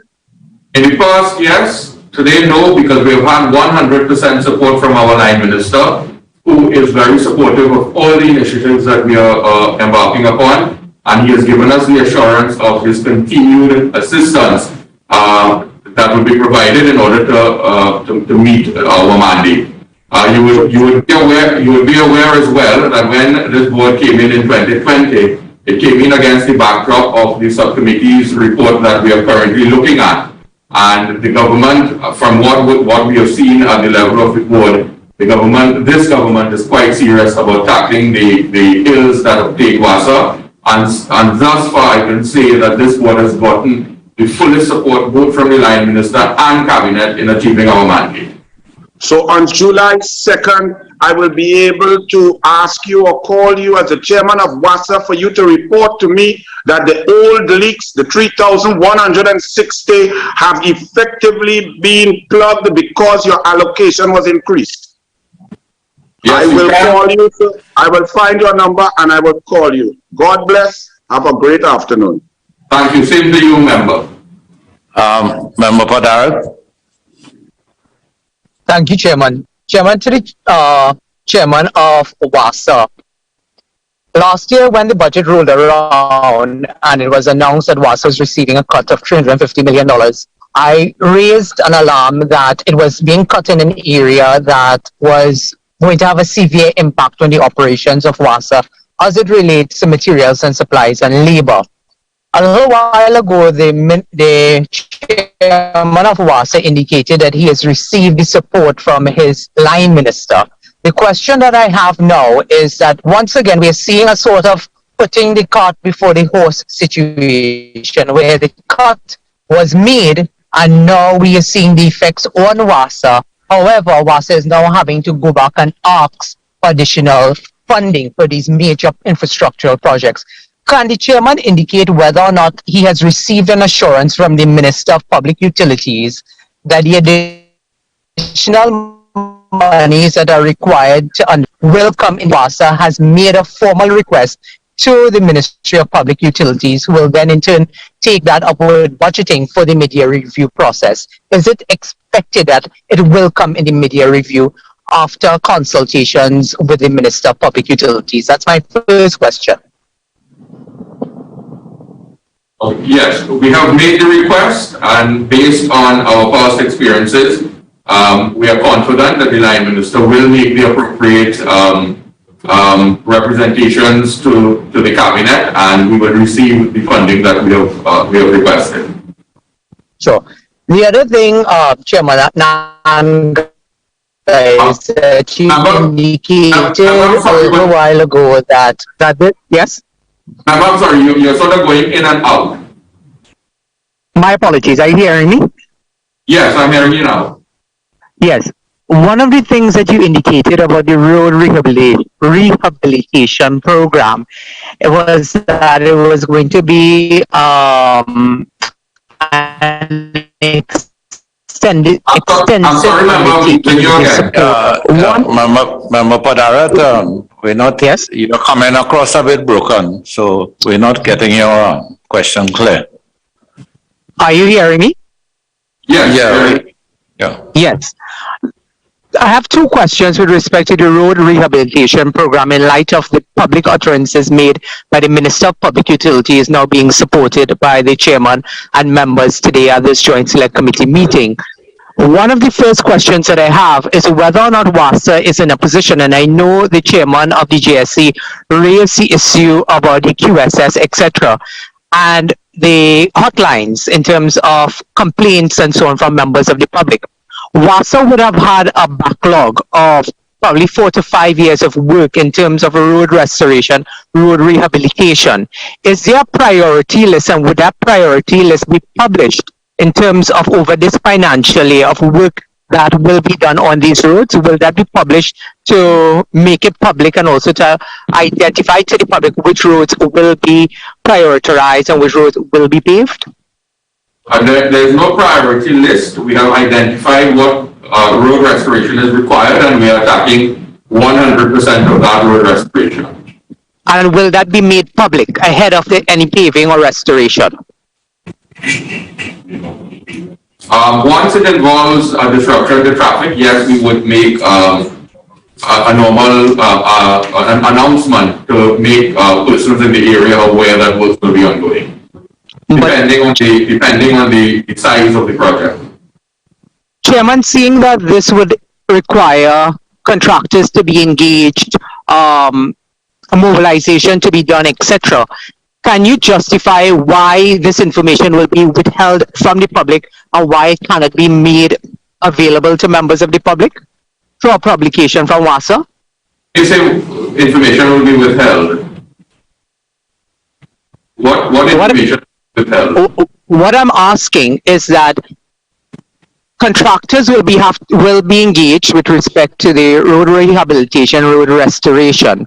You would have to identify these projects, and seeing that that information will lie with WASA, could it not be made available to members of parliament, constituencies that we represent, or even to the general public, so that persons will know which roads will be rehabilitated and restored in this financial year? Well, as the projects come up, and the impact upon, for example, the population, that information will be made available. But Chairman, you're sort of contradicting yourself, because over the past 4 to 5 years, we would have had a backlog of roads that would be in need of restoration and rehabilitation. So that information would already reside with WASA. So I can't see it being a situation that as projects pop up, then you will be addressing those projects. There would be some level of information that WASA would have of roads that would be in need of repair and restoration. And I'm asking, in light of that backlog, that we be transparent with members of parliament especially, but also with the general public, so that they know in which areas which roads will be affected.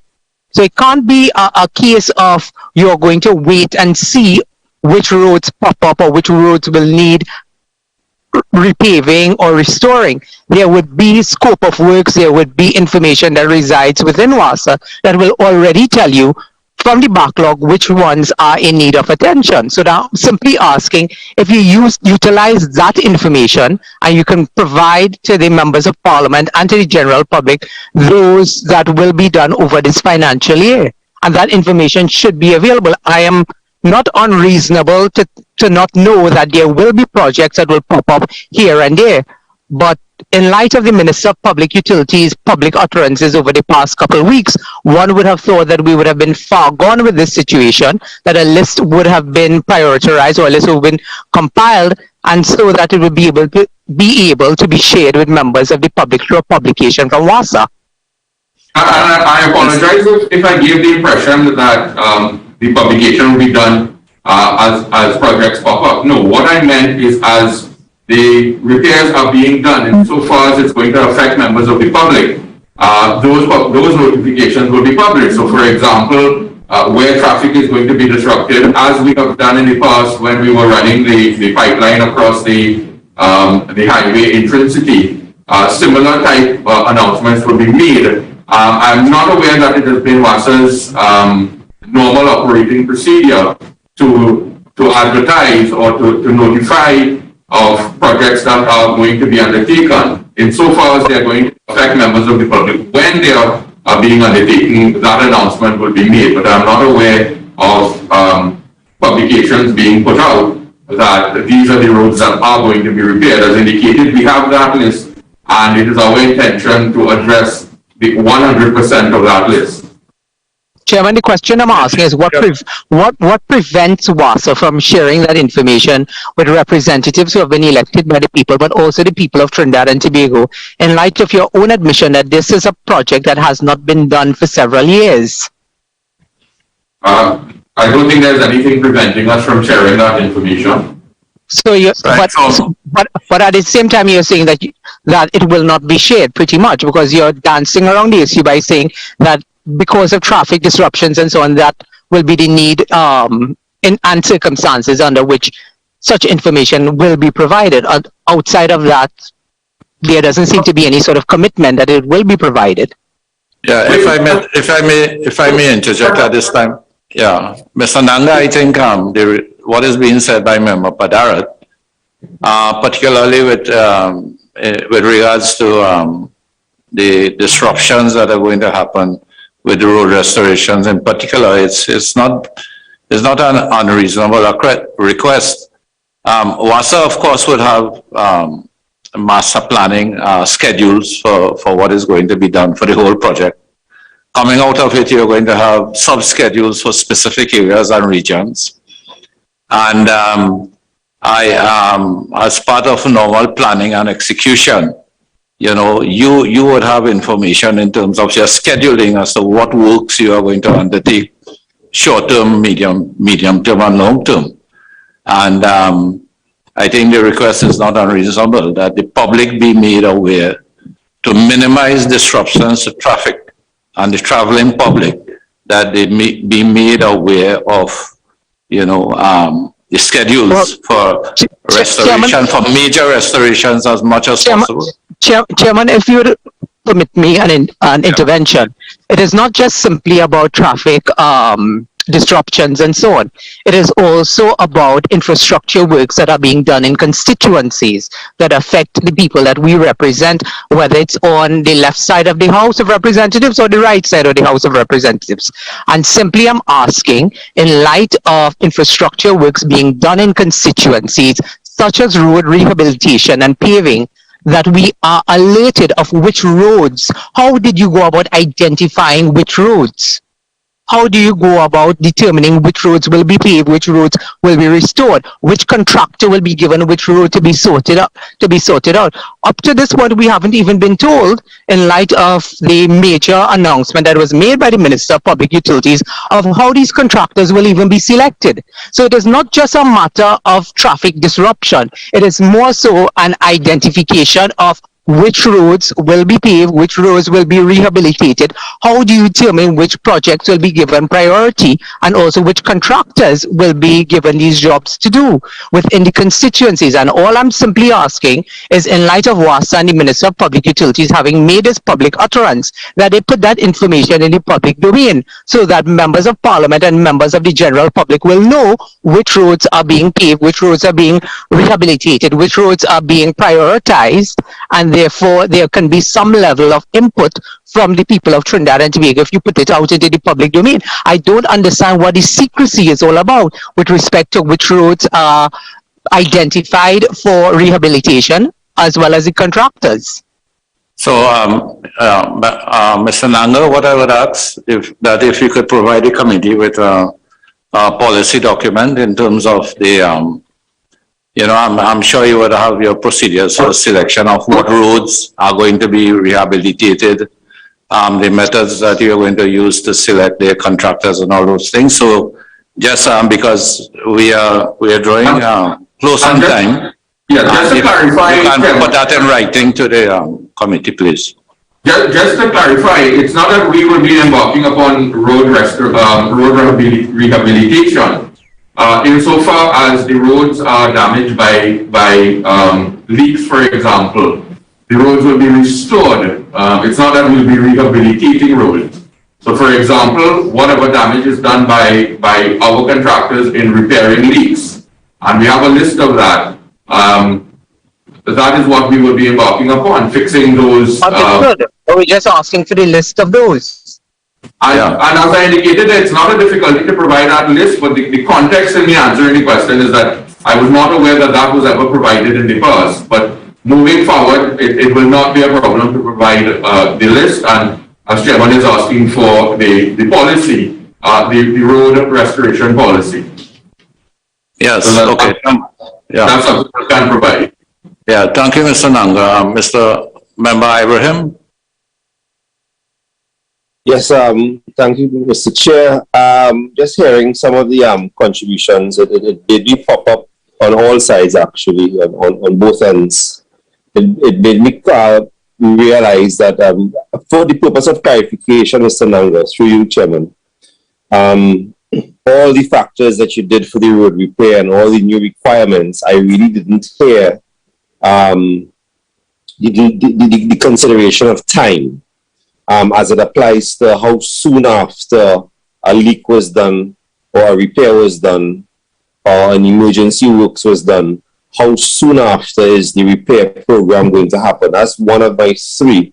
The next one is not really a question, but it really is a statement, and I believe all of us should know, and correct me if I'm wrong, that WASA has always had a pre-qualified list of contractors, if I'm not mistaken, and the selection, it would be from that pool, just for the purpose of the clarification, to make sure that the public who we serve don't get the wrong idea that it's going to be a pick and choose and a hidden process in the choice of contractor.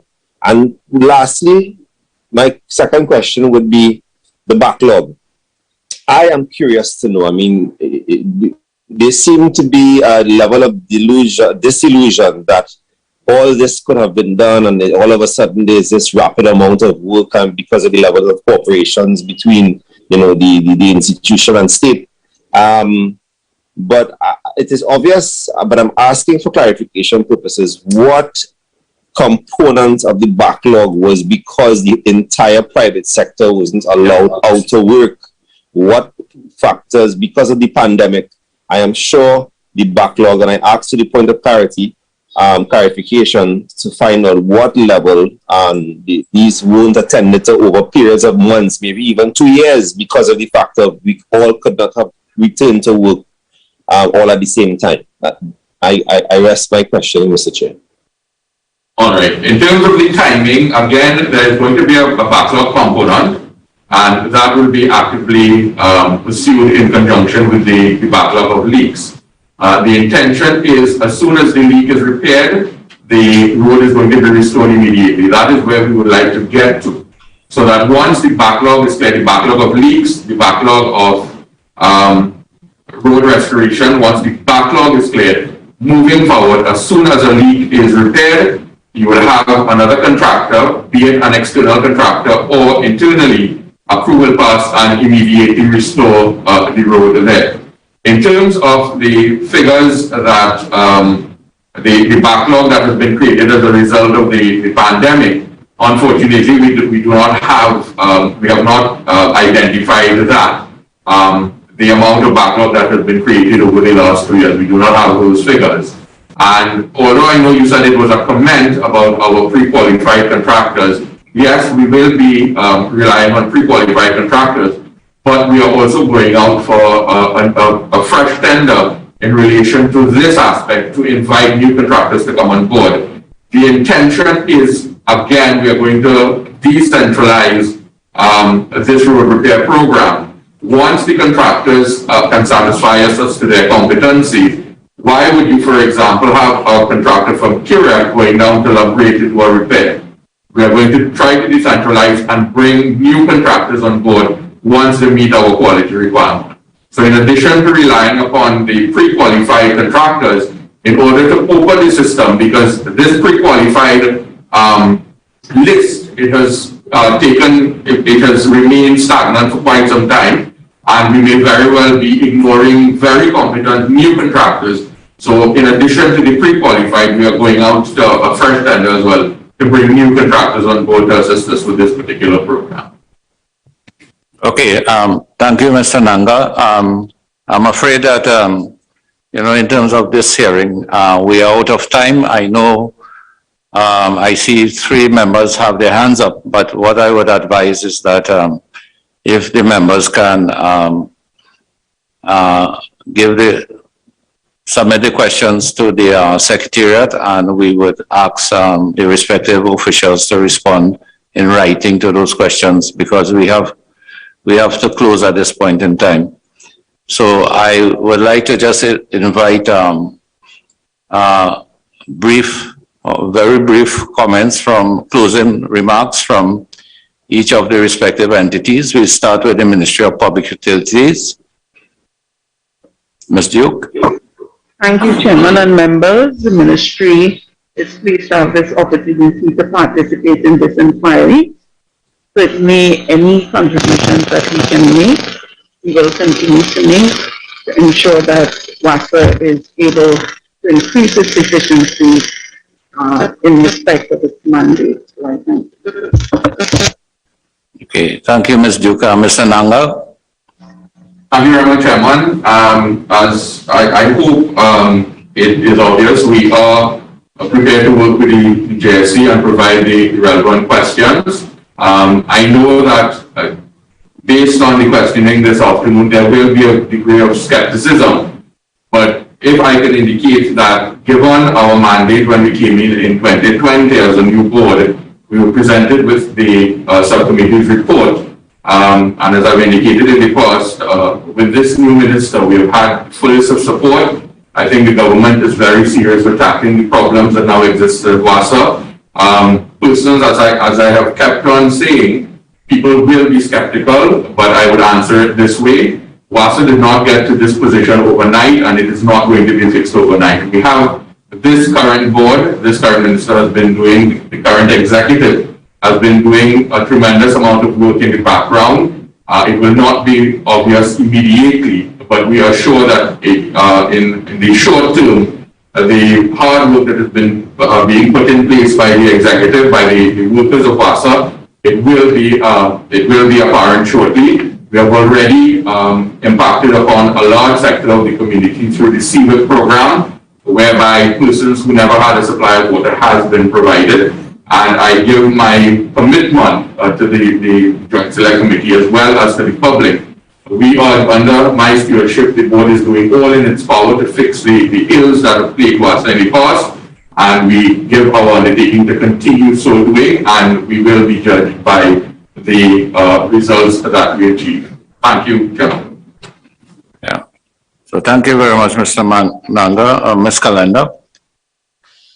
Yes, thank you very much, Chairman, for this opportunity to participate in these hearings. We continue to work collaboratively with all our stakeholders, and we await any information that's coming our way to assist us with the rate review. Thank you again. Okay, thank you very much. I would like to thank, in closing, I'd like to thank all our officials who have been here today and for your inputs into this hearing by the committee. We thank you very much for that.